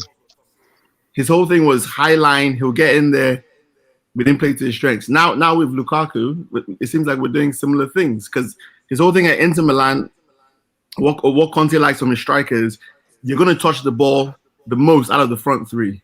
Whether it's you holding the ball up, you running to the wing, you're going to be constantly involved as a centre forward. Whether it was Diego Costa when he was at Chelsea, whether it was Morata when he was at Juventus, Tevez, or Lukaku at Inter. You're constantly involved. You're involved in every part of the attack. Whether you're holding the ball up, you're making runs in behind, you're going to the wing, you're going right. But sometimes Lukaku will go like the whole half and he's touched the ball like 5 times. And I'm like, what's going on? You have so I think that comes from the manager as well. You know? Can I ask you a quick question? Yeah. So all those examples you gave, you didn't point any striker that came from EPL to Chelsea that struggled. Most of them all come from outside. So don't you think it's not Chelsea problem? It's in fact EPL problem. No, because he's done it in the EPL. He has over 120 goals in the EPL. Lukaku have done it in EPL with Chelsea. No. But him personally has done it in the EPL. I don't think the Premier League is some amazing league that guys can't score goals. I just think it's difficult to score. The defender in the Premier League are more up prepared, and they don't let striker feel free that much or touching too much ball, and they are well coached. It's a stronger defense. But that's better than all the other teams. So, but that's if I want to bring in MDT. MDT, come on in, me. What were you want to say? Yeah, I mean, Boogie, I think you're missing the point. Let me give you an example of Premier League strikers that did score for all the teams they played in, and they came to Chelsea, it didn't work out. Okay? It's nothing to do with this striker. I've said it before. Chelsea, there's a specific way of striker that succeeds. It was the Drogba, the Hasselbank. We signed Fernando Torres. Okay, he came with an injury, but we didn't play to his strength because he was a guy that liked the ball over the top. That's what Gerrard did. That's what Xabi Alonso did. When he came to Chelsea, we want him to play like Drogba. Okay. Anelka, we changed him to somebody that play from the wing. Okay. You remember Dembaba at Newcastle? Him and Papi Cisse, they were deadly. And on West Ham as well, he was deadly. We signed him, the same thing. And we signed Lurek Remy. He was the one that kept QPR up that season. We signed him as well. What did we do? We changed him to a static striker. And it didn't work. There are players that have played for other teams in the EPL and came to Chelsea strikers. Chelsea want them to change, or our players don't play to their strength. Nothing wrong with that, but I'm saying don't always blame the strikers. Strikers sometimes don't fit certain players. Like today, Kova had six passes. That could have is easy passes. Those are easy. He didn't find Werner or Lukaku, either side. So how can we blame our strikers then? When our midfielders, nobody is on you. You're not under pressure. You cannot even pick your strikers out. I'm happy with the result, but I don't want to blame anybody. But we're blaming the strikers. But listen, but the point. One second. Kasim. I disagree with Mo. I think Lukaku's been very poor last few games. 100%. I love you, Kasim. No, I look at I see it how it is, mate. Kasim. And I'm an eyesight person. What about Werner, Kasim? What about Werner? How's Werner been? Wait. Don't just say I'm disappointed. Tell me why. Tell me why. Give me a reason. Don't just tell me I'm not happy. Tell me why you're not happy. Well, I'll tell you why I'm happy. I don't think he worked hard enough for the team. I don't think he's mobile. I think he's becoming now. We'll sign him for 100 million just to tap the ball. 97.5. But Kasim, the thing, 97 million to just tap it in the ball. I can do that job. My 12 years old can do that job.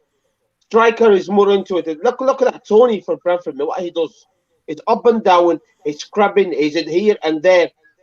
Lukaku doesn't do that. He doesn't press very fast. If you look at today the game, look at Werner, who was pressing everywhere. Where is Lukaku? And as I said to you, in the 74 minute, in the 71 minute, I tweeted, someone just get him out. And 3-4 minutes later, Tuchel took him out. He was just sitting there playing like a team man. Last few games, we look like we're playing like a team man. Lukaku's not been playing well. I'm not buying this about the surface things because he had a great chance. He had a great chance against Juventus. He should have scored. He didn't. And his left foot. I had a great chance against Southampton. I hit the post from the 6 yard. And today he had a chance and he was very lucky enough to be offside in his left foot. So we brought him to be clinical. One chance, one goal for 100 million.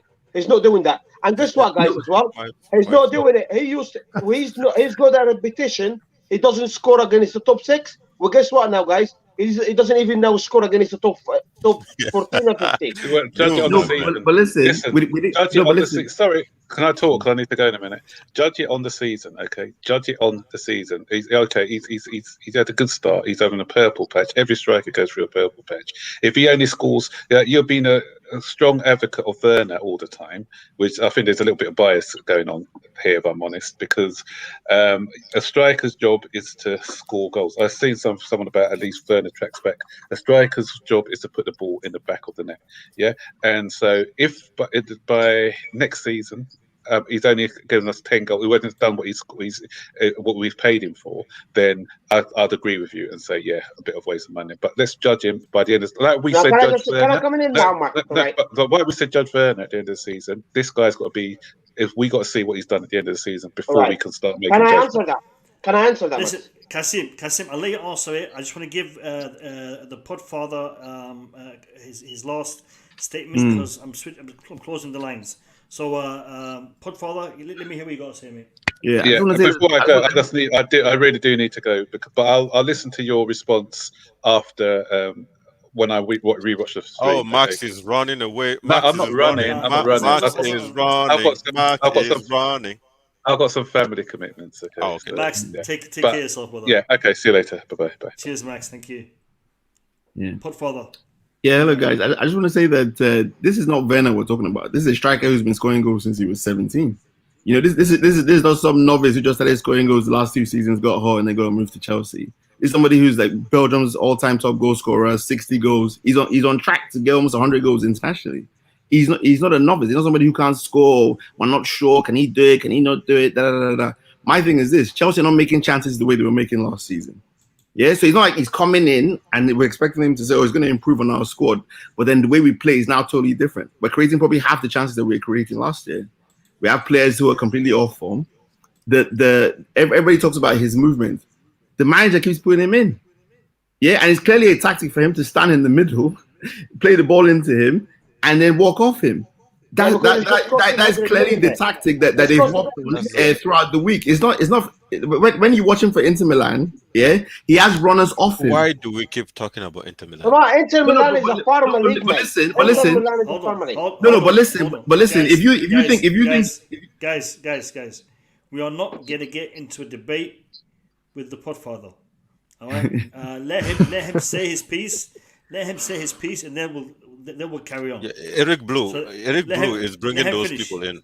Let him finish. Listen, I'll be brief. Yeah. So my thing is this: even if you sign Haaland tomorrow, which Dortmund has a very specific way of playing, we can see with Jadon Sancho. Yeah, he's not going to come in and score 30, 40 goals in this team when he's getting one chance a game. Yeah. Yes, he's a better striker. He can make more out of the play himself. Yeah, but if we're saying, oh, they're better defenders here, they're big, they're strong. So why do we think Haaland is going to come in here and just bully everybody when everybody here is 6'5", can run 100 meters in like 10 seconds and all of that with the defenders here? It's not gonna be that simple. My thing is this: the reason why, and we saw when Conte spoke about it in the Juventus game. Yeah, he needs touches. He needs to be involved in the game, because if he doesn't, he drifts. You can see it in his mind already. By the time he hasn't touched the ball or even got a chance for like 30 minutes, he starts looking disinterested. Yeah. Everybody talks about Podfather. Yeah. Thank you. You've said more than enough. No, I'm serious. Come on. Give me 2 minutes. The Podfather. The Podfather. Listen, mate. Follow me on Twitter and send me a DM. I will add you to our list, and I'll have you on in future streams, and then you can. We can debate this all out for the whole stream. So, listen, I'm just a passionate Chelsea fan. You make some valid points. You make some fantastic points. Agree or disagree. You make good points, and these points need to be talked about and discussed. So I will add you to streams in the future. Just follow me on Twitter and send me a DM, and we'll talk. All right, mate? No problem. Cheers, guys. Take care, brother. Cheers. Kasim, listen. Hold on. Kasim has made some valid points in regards to the attack, but I want to address some of these points, and then I'll let you guys carry on. Look, Lukaku hasn't performed to the level that we anticipated and that we were expecting. Lukaku came on and he scored a couple of goals. He had a couple of good performances. But recently, he hasn't had those performances that we want to see him do. Whoa, what's going on? Boogeyman. Audio. That was me? Oh, sorry. That was you, man. Yes. So, in my opinion, the lack of performances kind of go in sync with the lack of performances that we've seen from the other attackers. Hakim Ziyech, Kai Havertz, Mason Mount, Pulisic being injured. I think that the lack of performance by those guys kind of go in sync with the lack of performance by Lukaku. It's interesting that Kai Havertz came on to replace Lukaku. Kai Havertz, the player who has never successfully completed a pass with Lukaku, as far as some of the stats that I've seen. Okay, that is a problem. Lukaku, I think he is a kind of player that feeds off the service of others. Yeah. The Podfather is correct in saying that there are strikers who don't need people feeding them opportunities like the Benzema's and whatnot. I agree. There is players that don't need that, but Lukaku does need that. And when Chelsea brought in Lukaku, they should have known that this is a good player, but you need to also be able to create chances for him. This is a good player to convert the chances that we're creating. And that is why we brought Lukaku, because Chelsea were creating a ton of chances, but we didn't have a player that can finish those chances. Excuse me. And Lukaku was supposed to be that. Now, since Lukaku's come into the team, we've seen chances created has declined. We created good opportunities, but the last ball wasn't good. Max was talking about that. Boogeyman was talking about the passes. MDT was talking about the passes. These passes did not get to Lukaku. Did not get to Timo Werner. Now, if you want to criticize Kasim, because this is specifically to you, because you're a big advocate of Timo Werner. Okay, I believe Timo Werner is a good player. But Absolutely. at the same time, Timo Werner isn't banging them goals in. Yeah. So the fact that he's not banging those goals in, does that all of a sudden make him a bad player? The answer to that is no. No. And I think the same. Sorry, let me finish. So I think the same can also be said for Lukaku. Lukaku does add other aspects to the game, but they're not as potent as Timo Werner, because Lukaku doesn't have the pace, he doesn't have the runs that Timo Werner has. So maybe his addition or the value that he adds to the team is less visible than what Timo Werner adds. But we need to treat them both, with the same, or measure them with the same ruler, if they perform or they don't perform. Go on, Kasim. That's difficult. Wait, let Kasim respond, and then we'll go to you. Right, I'm great. He said. Actually, I'm glad he said that, because I'm gonna answer your question and Max's question in the same time. I'm gonna try my best to do that. Right. Cool. I'm not being biased. I am not criticizing Lukaku for scoring goals. I only highlight the people saying he's not got enough serving. That's why I highlighted the chance against Juventus, against Southampton. But the difference between Timo Werner and Lukaku is, if Timo Werner not scoring, he worked hard for the team. So Timo Werner didn't score today, but he played better than Lukaku today. He was pressing, he was working hard, he's up and down. Lukaku, if he doesn't score, fair enough. Sometimes striker doesn't score. It's not an issue. But the difference is, he doesn't work hard for the team. He doesn't move enough for the team. Okay? That's my point I'm trying to make more. You know what I'm saying? So I am not trying to be biased like Max said. Because we've been biased, like hypocrite in a way, Lukaku and Werner. No. What I'm trying to tell Max is, if Werner not scoring, he works hard. But Lukaku, if he doesn't score, he doesn't work hard. That's how I've got an issue with that, And that started with Man City. It started with Man City. I highlighted this point in Man City. I wanted him out second half. Same was against Juventus. I had that chance, he didn't score it. And even against Southampton, he didn't play well against Southampton. Who's saying he played well against Southampton? He didn't play well against Southampton. I think. Okay. And today, he didn't play well again. He didn't play well again today.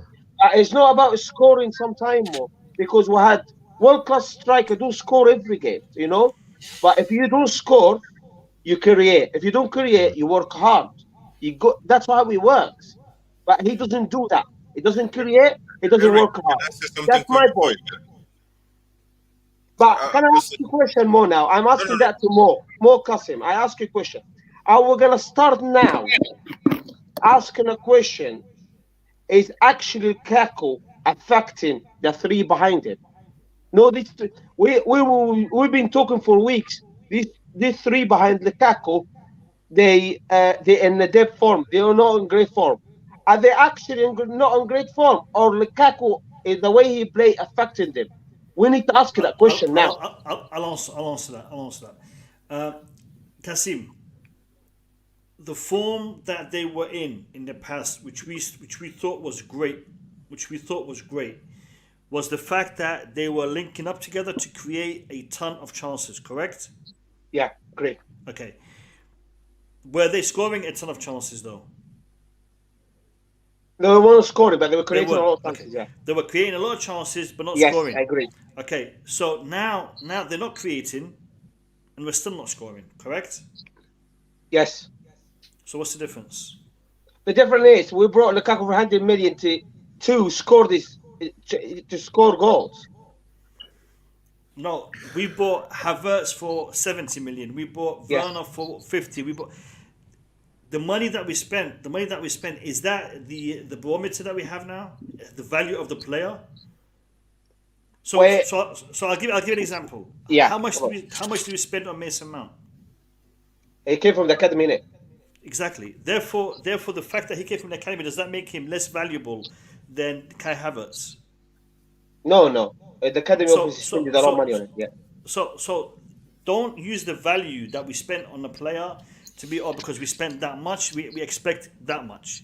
Okay, use the barometer of what is their potential, what are they able to do, and are they performing to that. So Lukaku came in to score goals, but Lukaku came in to convert the chances that we were making. Correct? Yeah. Those chances are not being made right now, are they? Yeah, but that's my question. That's what I'm trying to say. It's the way Lukaku play, because we used to create chances. Do you agree? Yes.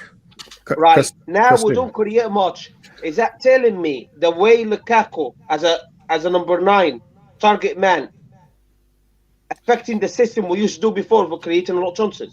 If that question was asked to me, the answer is know. yes.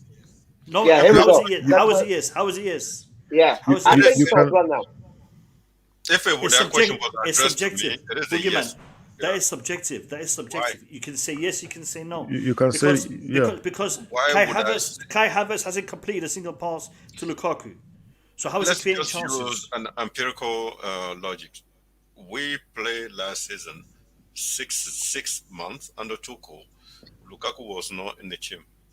We all scream here against Real Madrid, Atletico Madrid, Porto, against all the other EPL teams we play against. We were creating at least 8 to 10 clear chances that Timo Werner keep always missing. It's not like 1 or 2 games last season. Pretty much all games. And who are those people creating those chances? You see Havertz, you see Mount. They keep creating. You see Pulisic, you see Ziyech. They keep creating those chances. I'm not even talking about some. I'm not professional. I'm empirical. I'm just taking fact. Lukaku came to this team after Crystal Palace game. During the Crystal Palace game, Alonso opened the score. Yeah, good, but we created a lot of chances. Lukaku was not in that game. We scored 3.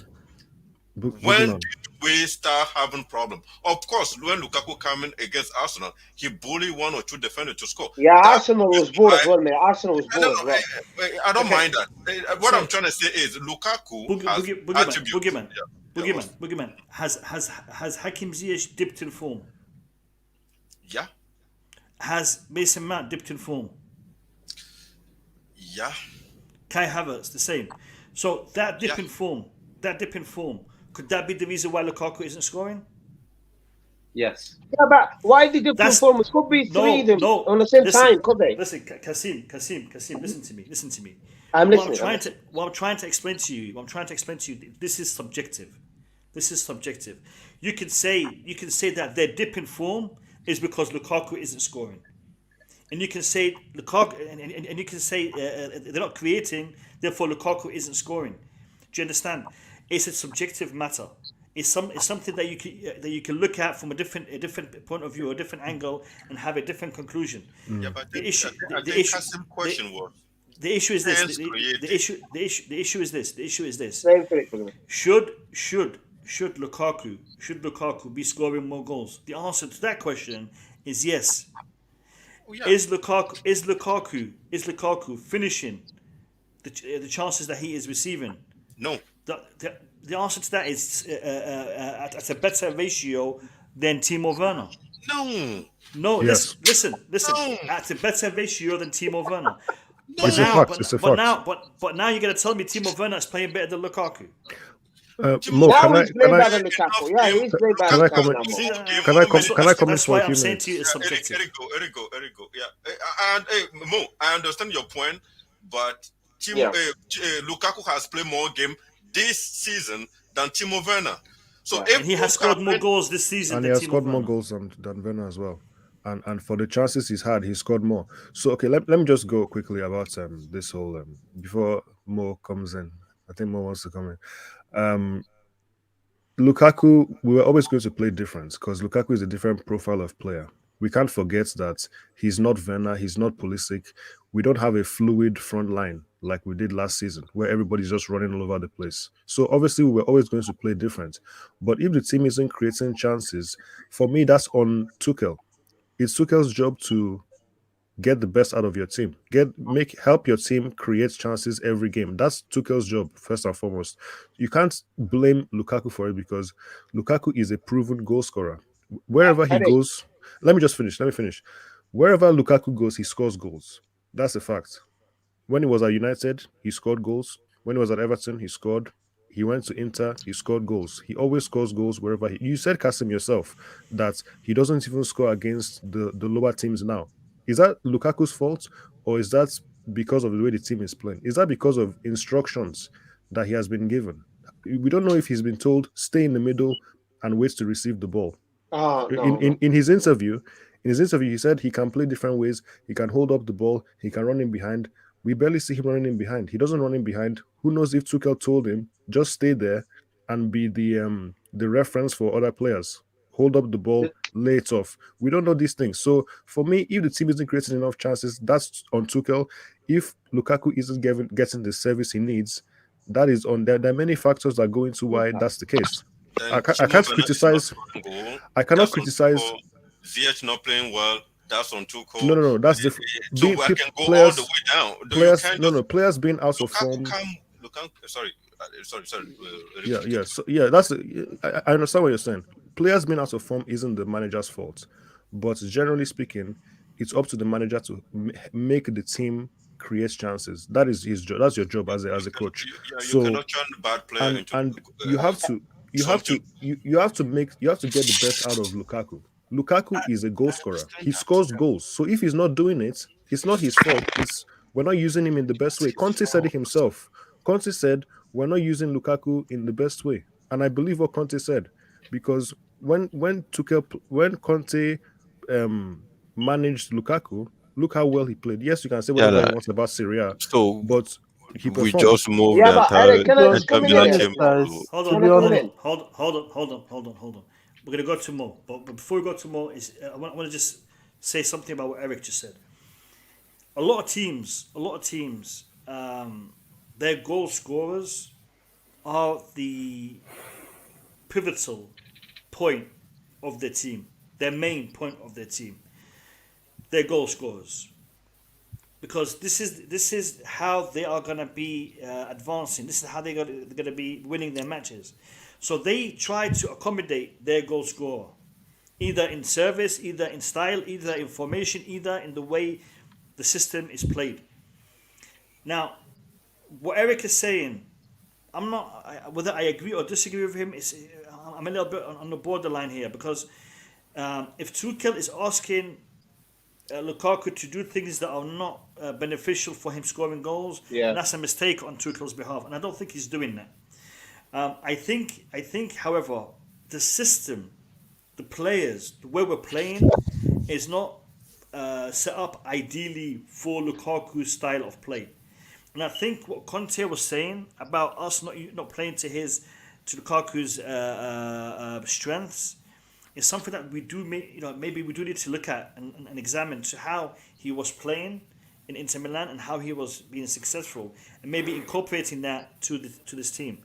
Now, again, I know the Serie A is different than the Premier League, and incorporating that system here may not work, but I think it's something we definitely need to look at, because there is a problem there. There is a problem. There is a problem. Scoring. Yeah. But for us to just blame X and blame Y, that's not how we're going to fix the problem. We need to identify it and try to work on it. We cannot hide it. Also, I'll come back. Nobody's hiding it. I'll come back to you, Boogeyman. I want to hear from more. When I hear from more, then we'll go to Boogeyman. Yeah, we just watched this game today, okay? Lukaku played, I think, 75, 77 minutes. Something like that, isn't it?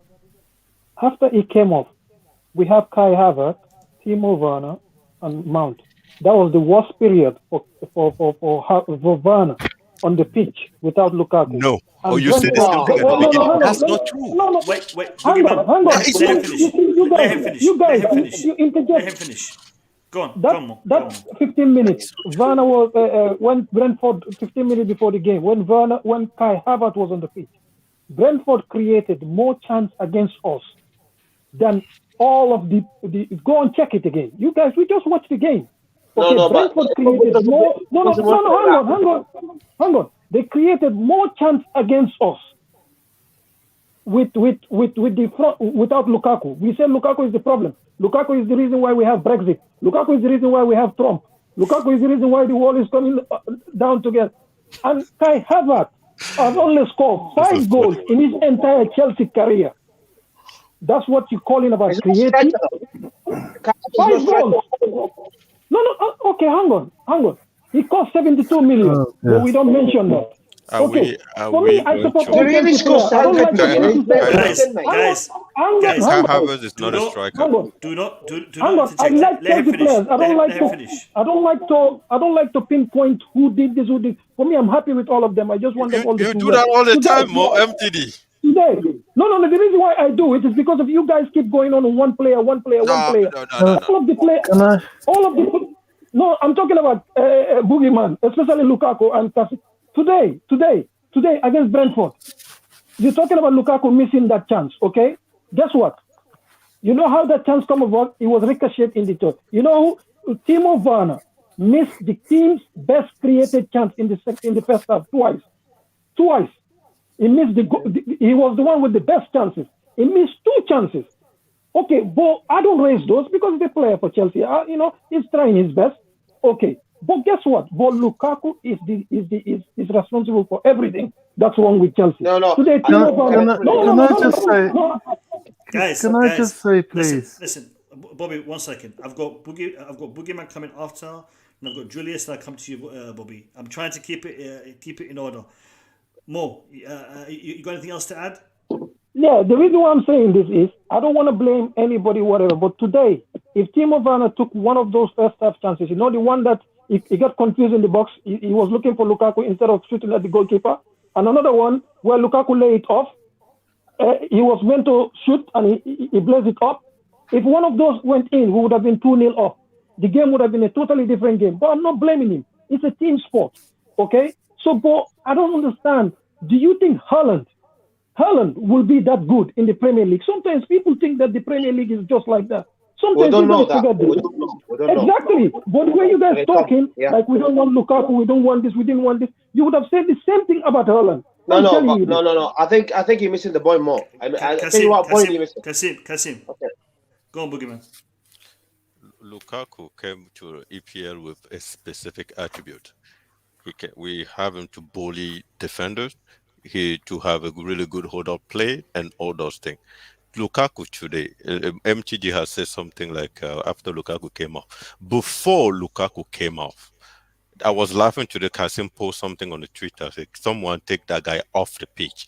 You know why he end up saying something like that? Is because every time we kick the ball up, the ball keep bouncing on Lukaku and go back to our camp, and just Lukaku keep just heading the ball to Brentford midfielder that take the ball and attack us.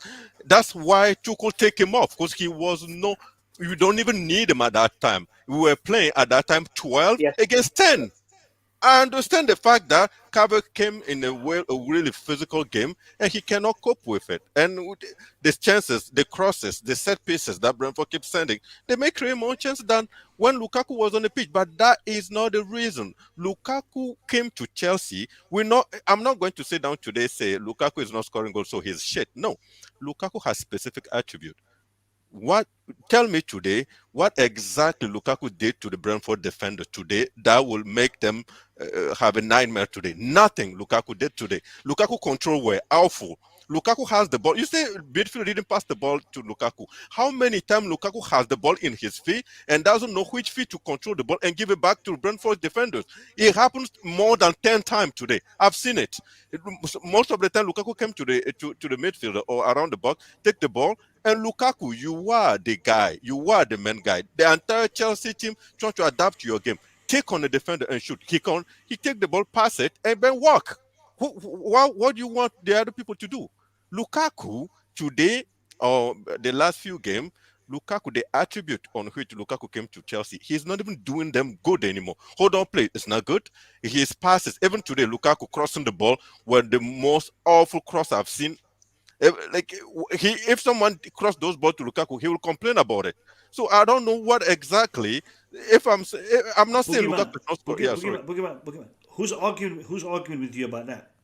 No one is arguing with you about that. No, who is arguing with me about that? Is it because Lukaku has chances he didn't score? But people keep saying scoring goal is not a problem. Lukaku actually are doing a good thing around. Then me and Kasim are saying Lukaku. The reason why we really disagree with all those logic is Timo. He's missing goals. Yeah, Boogeyman.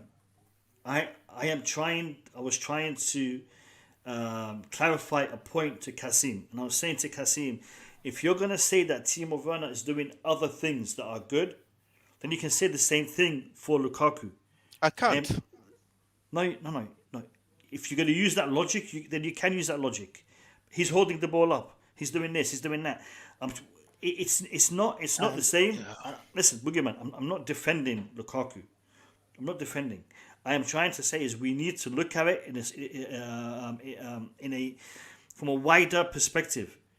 We can't just criticize this striker that we spent a ton of money on the basis of the amount of games that he's played so far.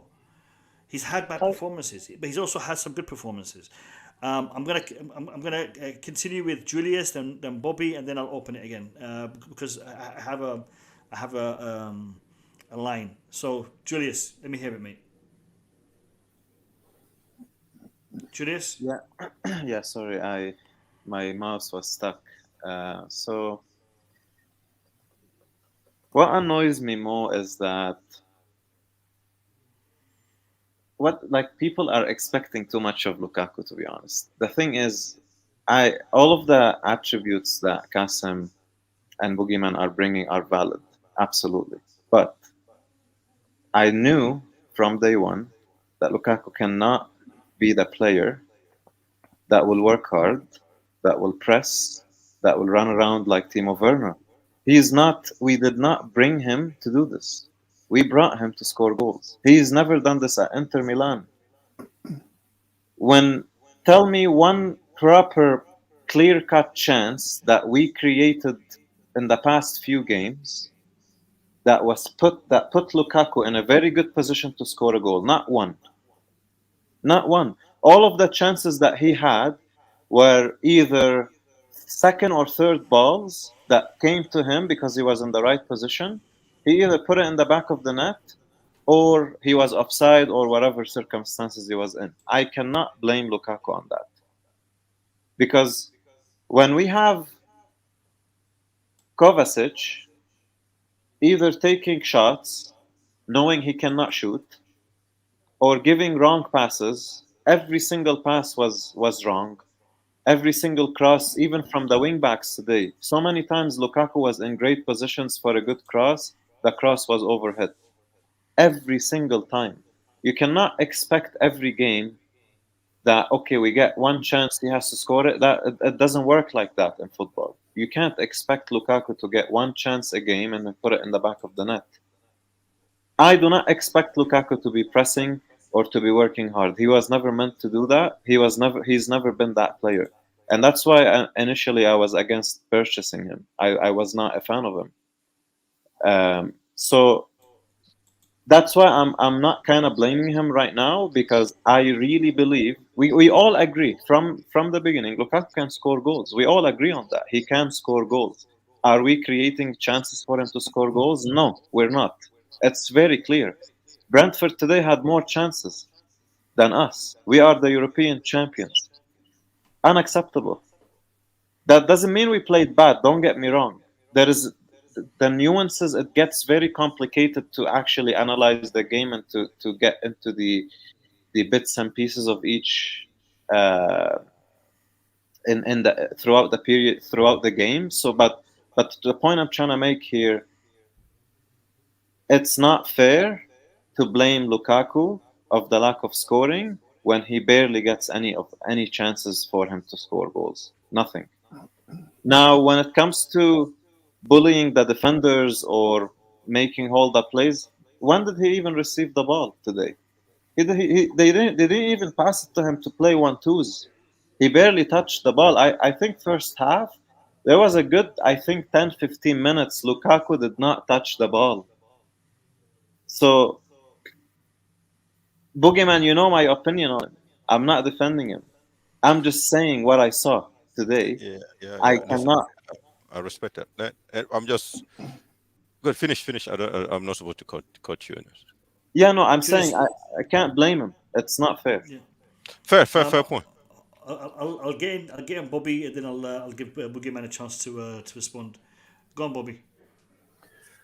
I think I have to say, first of all, if Lukaku's to blame for Trump or to blame for Brexit, I can think of so many people that will probably come and tap him on the back for that. So that's why you don't bring politics into football.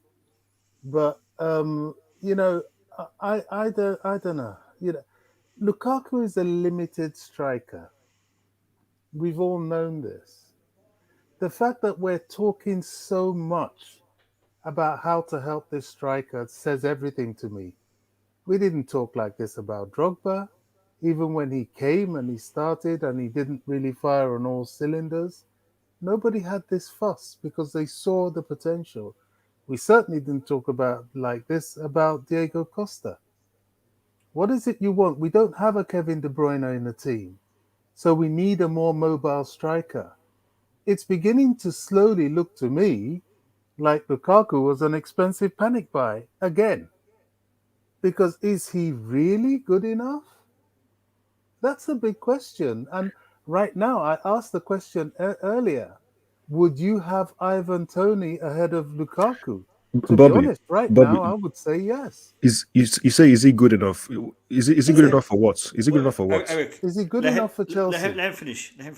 I've always asked this question when we bought him, and I was dead against it. And, you know, I took him in, I accepted it because he's now wearing the Chelsea shirt. He loves the club, and I wish him all the very, very best. But the question always arises in my mind when I see him recently. Is this guy really good enough? I don't think so. Well said, Bobby. Well said. I think time will tell. We'll see. Well said, Bobby. Absolutely well said. It is what it is. It is what it is, and we might have to just accept it. Let me bring in Boogeyman. So, sorry, I just want to say one more thing. I said to you, Mo, if you remember, I told you Lukaku is going to score about 15 to 17 goals this season.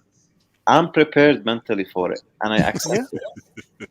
Yeah. And nothing that has been happening right now is shocking me. Yeah.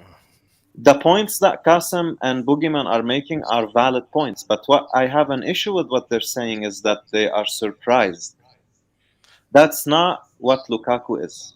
That's okay. what I'm trying to say. Thanks for highlighting that, Josh. Yeah, but you're probably right. You got one question.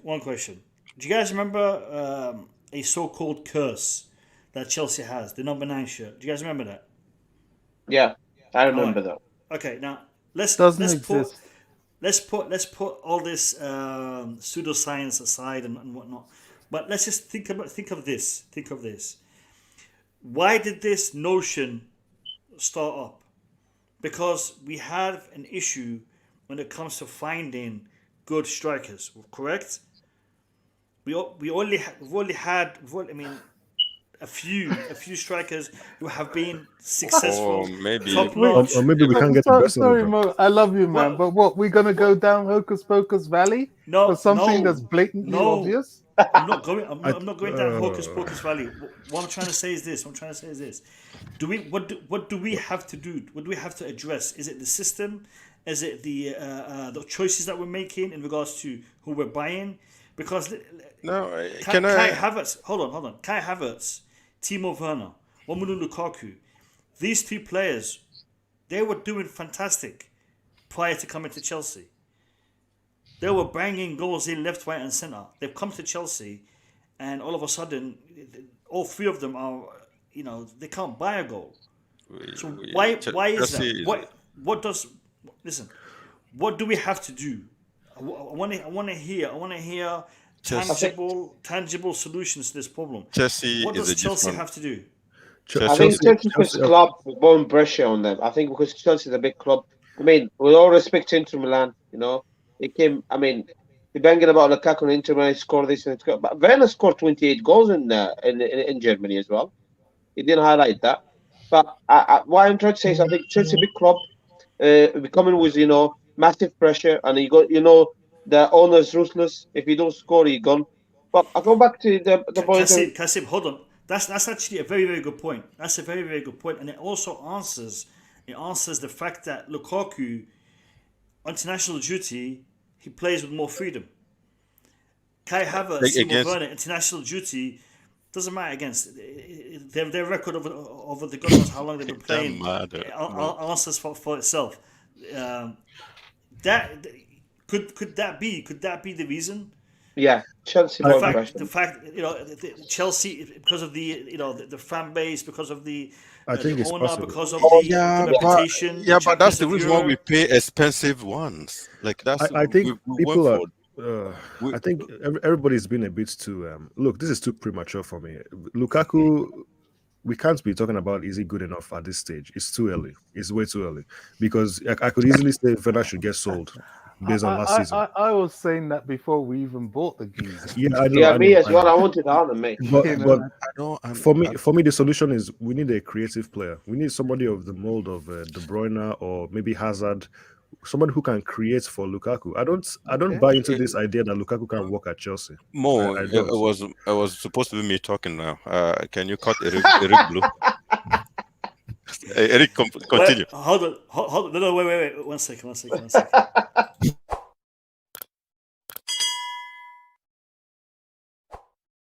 Eric, you can continue. Take it away, Boogeyman. Take it away. No, go on, Boogeyman. Go on. Okay, so Eric Blue says it is earlier, or we need a creative midfielder like Kevin De Bruyne and all those things. The only fact that we need someone to get Lukaku to perform is a problem. Bobby says something like that. Is Lukaku a top striker? If we keep saying we need to spend tons of money to get Lukaku to perform, is the problem already. So what I was going to say, nobody's saying Lukaku is not a good or is not that. I'm saying today is Lukaku own attribute, the reason why Lukaku came. Because like everybody on this panel will say, I was against I was not against. I think there's a better choice on the market and it's Haaland, but Haaland was difficult. So I wouldn't mind Lukaku coming. But Lukaku came to bully it and to do the hold up play and all these things. And we playing on that way to help Lukaku. But Lukaku control of the ball are one of the worst one I've seen. And we already knew that because that's the Lukaku from Manchester United. And that's the Lukaku from West Ham. That's the Lukaku from Everton. I've seen that. Lukaku first touches are one of the worst. And we talk about it was improving in Serie A. Yeah, maybe Serie A defender let him control it. But it's not the case now. I don't remember any play today that Lukaku actually did something beautiful or something amazing against Brentford defense. Julius asked something. Have you ever seen a time Lukaku even received the ball, or even Lukaku has done one-on-one or whatever, or one pass and return or something? Clear chance. I really want to add something to this, if I may. But yeah, go ahead, Bobby. I'll let you before you forget. Just really quickly, a lot of people are talking about Lukaku in international football. Now, the price of getting this guy to score is a heavy price indeed.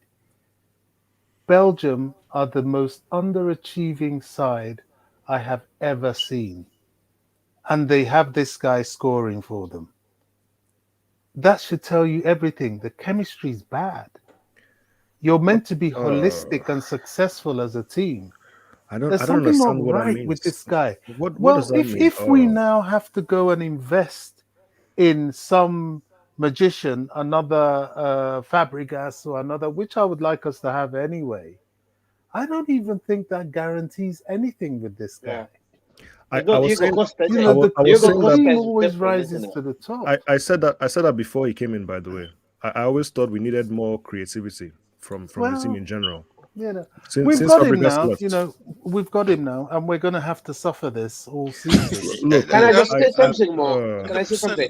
When I make that point about the club and the owner, putting pressure because it's ruthless and stuff, and obviously the striker, the pressure go to them and stuff like that. If one player, the pressure never come to him, it was Diego Costa. He coming in, he works very hard. He does everything. That's what the type of striker we wanted, right? Lukaku's not like that. That's my point. People keep misunderstanding what I'm trying to say here. Yeah, I'm not judging Lukaku by we goal. understand. We understand what you're doing. What you're saying. I'm judging Lukaku by his performance. I judge. If Havertz played not well, I judge him. You know my view about Ziyech, okay? I am not having any agenda against any player. Lukaku, to me, he doesn't work hard, and he will never work hard because he's not his game, like Julius said, and rightly so. But that's not good enough for me. That's not good enough for me. And when Let MTG me says something answer about this. Haaland, if Haaland was here, we will be criticizing Haaland. Listen, we know Haaland attribute. We know Lukaku attribute. Whatever Lukaku was showing me today, it's not. I'm not criticizing Lukaku because he's doing something. I expect something more than Lukaku. Julius is close to the same thing. We're not expecting anything more than what we're seeing right now from Lukaku. Julius is not criticizing Lukaku because Lukaku is doing something good. No, he just say, I know Lukaku is not good, so my expectations are low. That's not what he said. That's not what he said. Okay, I hang up. Let's just let Julius come to this one. Let me say this. Okay, hello, can you guys hear me? Yeah, go on. No, Julius need to answer this. Eric Blow say something. Mo, just I want to get Julius to respond to Boogeyman, then I'll bring you in. Sorry, Boogeyman. You said if Lukaku is not good, and that's what I expect.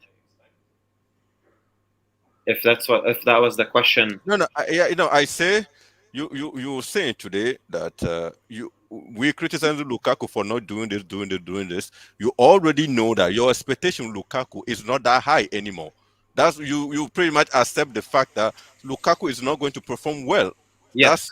That's at that level you are right now. So you're surprised to see me and Kasim keep criticizing the Lukaku, expecting something from Lukaku, which you already know he's never going to reach that level. So for you already accepted from the beginning. We sign it. That's what you said today. Yes. However, today, I don't blame him because I genuinely my eye test. What I saw today is that Lukaku didn't even play today. He did not. He was not given the ball enough. That's my issue. It's just today's game because we're discussing today's game. My issue with today's game, I don't think it's fair to criticize Lukaku because I don't think he was involved much. I'm not expecting him to press, to drop deep, to defend, to run and make these crazy. Why not? Because that's not him, and that's why I never wanted him at Chelsea, and that's why I never wanted us to. Play. That's why we wanted to know from you, Julius. Exactly. You never wanted him at Chelsea, and that's why he's not good enough. Yes, exactly. He's Remains limited. Yeah, he is. Of course, he's limited. Everybody knows he's limited, but it's like you're trying to get somebody to do what they can't do. I remember one famous quote by Ruud Gullit when he was a player manager for Chelsea. He said one of the things that he found challenging was trying to get players to do things that they're not capable of, because that Chelsea squad had a lot of very, very, very average players. We're trying to, because of the money Lukaku costs and the hype of him in Italy, we're trying to get him to do something that many people are saying here that he will never do. And that's the truth. He will never be the striker we want or need. His deficiencies will always show up. Now, if we had like Ronaldinho or even, let's go a step back to Fabregas, people that could be magicians on the field, that would be nice to have, but we don't, who can make all these chances for him, maybe he may get a few extra goals. But the way I saw him, what made my mind up for me today about him, I don't care if anybody says it's offside, whatever. When he had that chance on his favored foot and he ballooned it, it was over for me. I said, do you expect this guy is very much the same. One second. I want to bring in Mo because he was about to speak and we stopped him to let Julius answer. But before I bring in Mo, I agree with Stephen. I think we are jumping way ahead of ourselves. And I think in a couple of games where he bangs in a hat-trick or scores a couple of blinders, everyone's going to come back on the Blue Lounge and be like, yeah, man, he had a good game. You know, he was doing this, he was doing that. Amen. You know, Boogeyman, Bobby, Kasim, you'll all be like, yeah, big up to Lukaku. Trust me, I'll be first in line. That will happen. That will happen. I'm praying. I think. Yeah, but that will happen because we all support Chelsea. Hold on. Yeah, but right now you're criticizing a player. You're criticizing you know, he will never be this. He will never do that. He hasn't done enough for us right now. I agree. Okay. Since he's come in, he hasn't done enough. Okay, but for us to say he will never do this, he will never be able to do that, I think we're jumping the gun. I think it's too early because he has done that in other clubs. He may do it with Chelsea. He may not. He may flop. He may fail. Okay, and if he does, he's cost us a ton, and that was a big mistake. But we shouldn't jump the gun. We should be supporting. I want to be proved wrong, Mo. I want to be. Listen, Bobby, I know what kind of person you are, and I know what kind of thoughts and ambitions you have for our club. You want to see the best for Chelsea Football Club, and I know that, and I respect that, and it's just that I think we need to be a little bit more patient, positive. And you know what? I mean, there was a player that I had a lot of hopes and ambitions for when we signed him, and that was Hakim Ziyech. When we signed him, I thought to myself, this is the best signing we've had in a long time. This guy's going to come in here and he's going to, as you would say, rip up trees. Unfortunately, it hasn't gone that way. So as far as I'm concerned, my hopes and my expectations for this player were misplaced, and it happens. But let's just give the geezer a bit of time. Mo, I ask something about Hakim? I'll give you a chance. Let me hear from Mo. Go on, Mo. Yeah, for me, like Julian hit the nail in the head. For me, you sign Lukaku, you know what he's good at. Okay, that's what you should do. Okay, if you signed him for specific, this is his strength. You're using something else which he's not good at. That's not on Lukaku. Okay, and secondly, every team Chelsea, Bobby talked about Didier Drogba. Didier Drogba's best season for Chelsea was the season when we won the 2000 and 2010. Deco was behind him most of that time. Diego Costa had Fabregas. Certain type of players, they always have. Costa's got that in his game more. Diego Costa's got that in his game, mate. No. I'm not talking about that side. I'm talking about each time Diego Costa do the run, he doesn't even think about it. He knows the ball is coming. That's what I'm trying to tell you. Lukaku has his way of playing. Diego Costa has his way of playing. Diego Costa has his way of playing. I'm just saying that when you sign a player, they are good at something. You play to that strength. I really have to respond. If you use him any other way, you're wasting your money. That's what I'm saying. You're wasting your money. That's as far as I'm concerned. If you use him any other way, you're wasting the money. He's not 21 years old. He's 28 years old. Sure. Yeah. He's a 28-year-old player that's played this way all his career. I truly get what you're saying. I get what you're saying, and I appreciate what you're saying, and I get what Mo said earlier. And, I was really going to keep my powder dry all the way now. But I have to respond to this because you mentioned Didier Drogba and Deco, who hardly played any of the games Drogba played in. I'm talking about his best season. Okay, his best season when he got the 33 goals. And Diego Costa and Fabregas. Now, even in that season was a season you saw Drogba do things like bang in one at Goodison Park from nearly on the halfway line. That had nothing to do with anybody but Didier Drogba. Yeah. Take the ball on his chest and swivel and score past Liverpool. And Bobby, let me give an example. A few weeks ago, when Lukaku saved our bacon against Aston Villa and against Zenit, when no service, not at all, out of nowhere, that was not even a chance. That was who was that? It was him. I Okay. was No. forced Can I to- just? Can I come in now? Can I come in now? Against No, Aston Villa, this is I what said it. I made it. Bobby, no, hang on, Bobby. This is what I was talking about.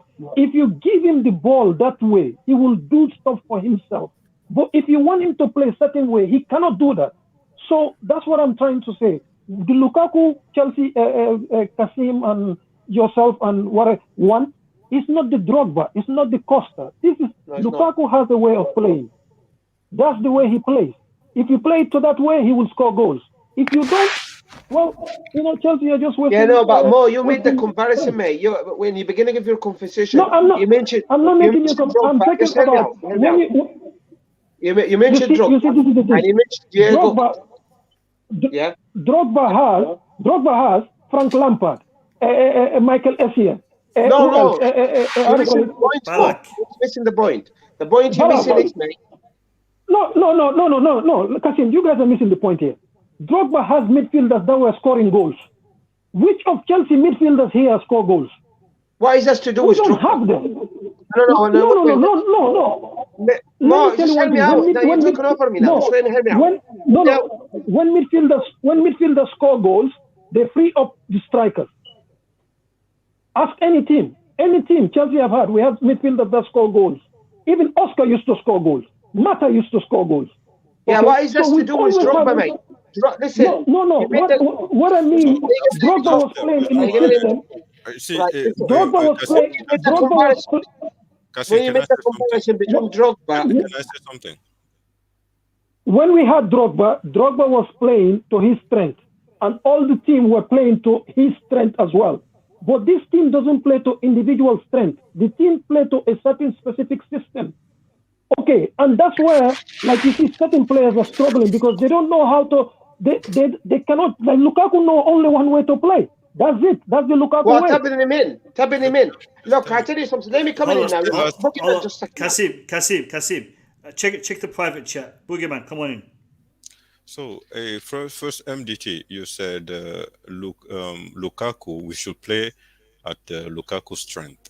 That's all we keep talking about. Tell me what the strength is. I'm not saying that. Not saying that. I said if you signed him for that money, you should know that specifically what he can do. If so you what don't do that, do? Just don't go so far. What exactly you think Lukaku can do? When a midfielder holds the ball, when you get the ball, you look for Lukaku within the space. Forget either about left or right. That's where he goes for. Okay. What exactly Lukaku is good at? Tell me. Tapping or what? Just tell me. Boogeyman, you watch his goal against Italy. You watch the Euros. You watch him. You watch him even against Arsenal for Everton. You watch him Everton against Chelsea. You watch him Everton against Manchester United. Boogie, come on. You've been watching football. Yeah. Do you want me to specifically tell you which game? He scored goals. If you play to that strength, he will score. Listen. Okay. I understand. I don't get it. Yeah, you should get it. The reason why you should get this is you said if we spend that much money on a striker like Lukaku, we should play how he need to be played or how the system should play so he can score goal. Tell me how do we play? You release the ball early. So that's the system. You release the ball early. Yeah. You release the ball to him early. Lukaku needs touches. If you give Lukaku touches on the side, he will score that goal he scored against Italy most of the time. I'm telling you. But if you don't, he will not. It's simple as that, Boogie. Watch his game. That's where he plays. Okay, I won't argue that because you pretty much know what I was and what my answer is. Release the ball early. That means someone needs to control the ball up front. Lukaku cannot control the ball. That's all it is. No, you run into space. And I would like to say something. I would like to say something also. Every time I say something about Lukaku is because I think people are just keep bigging up Lukaku too much. That's it. I think Lukaku should play for Chelsea, and he will end up being good. But people like MDT or Eric Blue should not be putting Lukaku at the level he's not. People think you keep saying Lukaku is this. We should do this. I'm pretty sure Tuchel, as the master tactician that he is putting Lukaku in certain conditions to score. Lukaku today was taken off the field because for one or two reasons. If Lukaku was missing the way Werner, let me finish this quick. Hold on. Go on, Boogeyman. Lukaku was taken off the field today because the first time we saw it, because Lukaku is not doing something right. The game that was more physical, since we started this campaign, Lukaku did not finish. He was taken off, and you can see he was not happy. That means Lukaku is not doing something right. For Eric Blue and MDT to said we have to do more for Lukaku. Good luck with that. All right, listen, guys. I'm gonna conclude the stream in a few minutes. It's been a heated debate in regards to Lukaku, in regards to the attacking system. But end of the day, today we beat Brentford. We won the game. Today was a good day. We're gonna go to sleep top of the league. All right, we won. Now, did Lukaku perform well? No. Could he do better? Yes. Okay, but today Chelsea won. Today we saw Malang Sarr have a fantastic debut. Today we saw Chalobah, Malang Sarr and Christensen fill in because we had injuries, we had absentees in defence, and they did a good job. Today we saw Tuchel tinker with the system, and it also went well. Today we saw Loftus-Cheek had a fantastic performance, filling me with a lot of confidence and hope that he is able to turn things around and to get back to the Loftus-Cheek that we know, both for England and for Chelsea. Yep. End of the day, we need to look at the positives, and there was a lot of positives in that game. Even the fact that Brentford had a fantastic 15 minutes, a great 15 minutes towards the end of the game where they were pressing us, where they were attacking us. Chelsea were still able to come out on top, even though we had unexperienced players on that pitch. So it was a good game. It was a good day. I think we are too quick to jump on the negatives, which there's always going to be, because there's never going to be a perfect game. So let's be happy. Let's be proud of our team. Hey, let's be happy. It's a London derby and we won it. Now, if you're sad, that's my problem, right? I'm happy. I'm really happy. Even though we had a lot of things against us because of the international break, because of the fixture, and I'm pleased. I'm so pleased. I'm not going to use the word happy. I'm so pleased that Anthony Taylor didn't do what he normally does on that pitch. So big up to Chelsea, big up to Tuchel, big up to the boys. Fantastic result, and we are on 9 wins. The 10th win hopefully will come against Malmo, and then we're going to start giving out Chelsea shirts on the Blue Lounge. So I'll give you more details in due course, guys. Make sure you're following us on Twitter.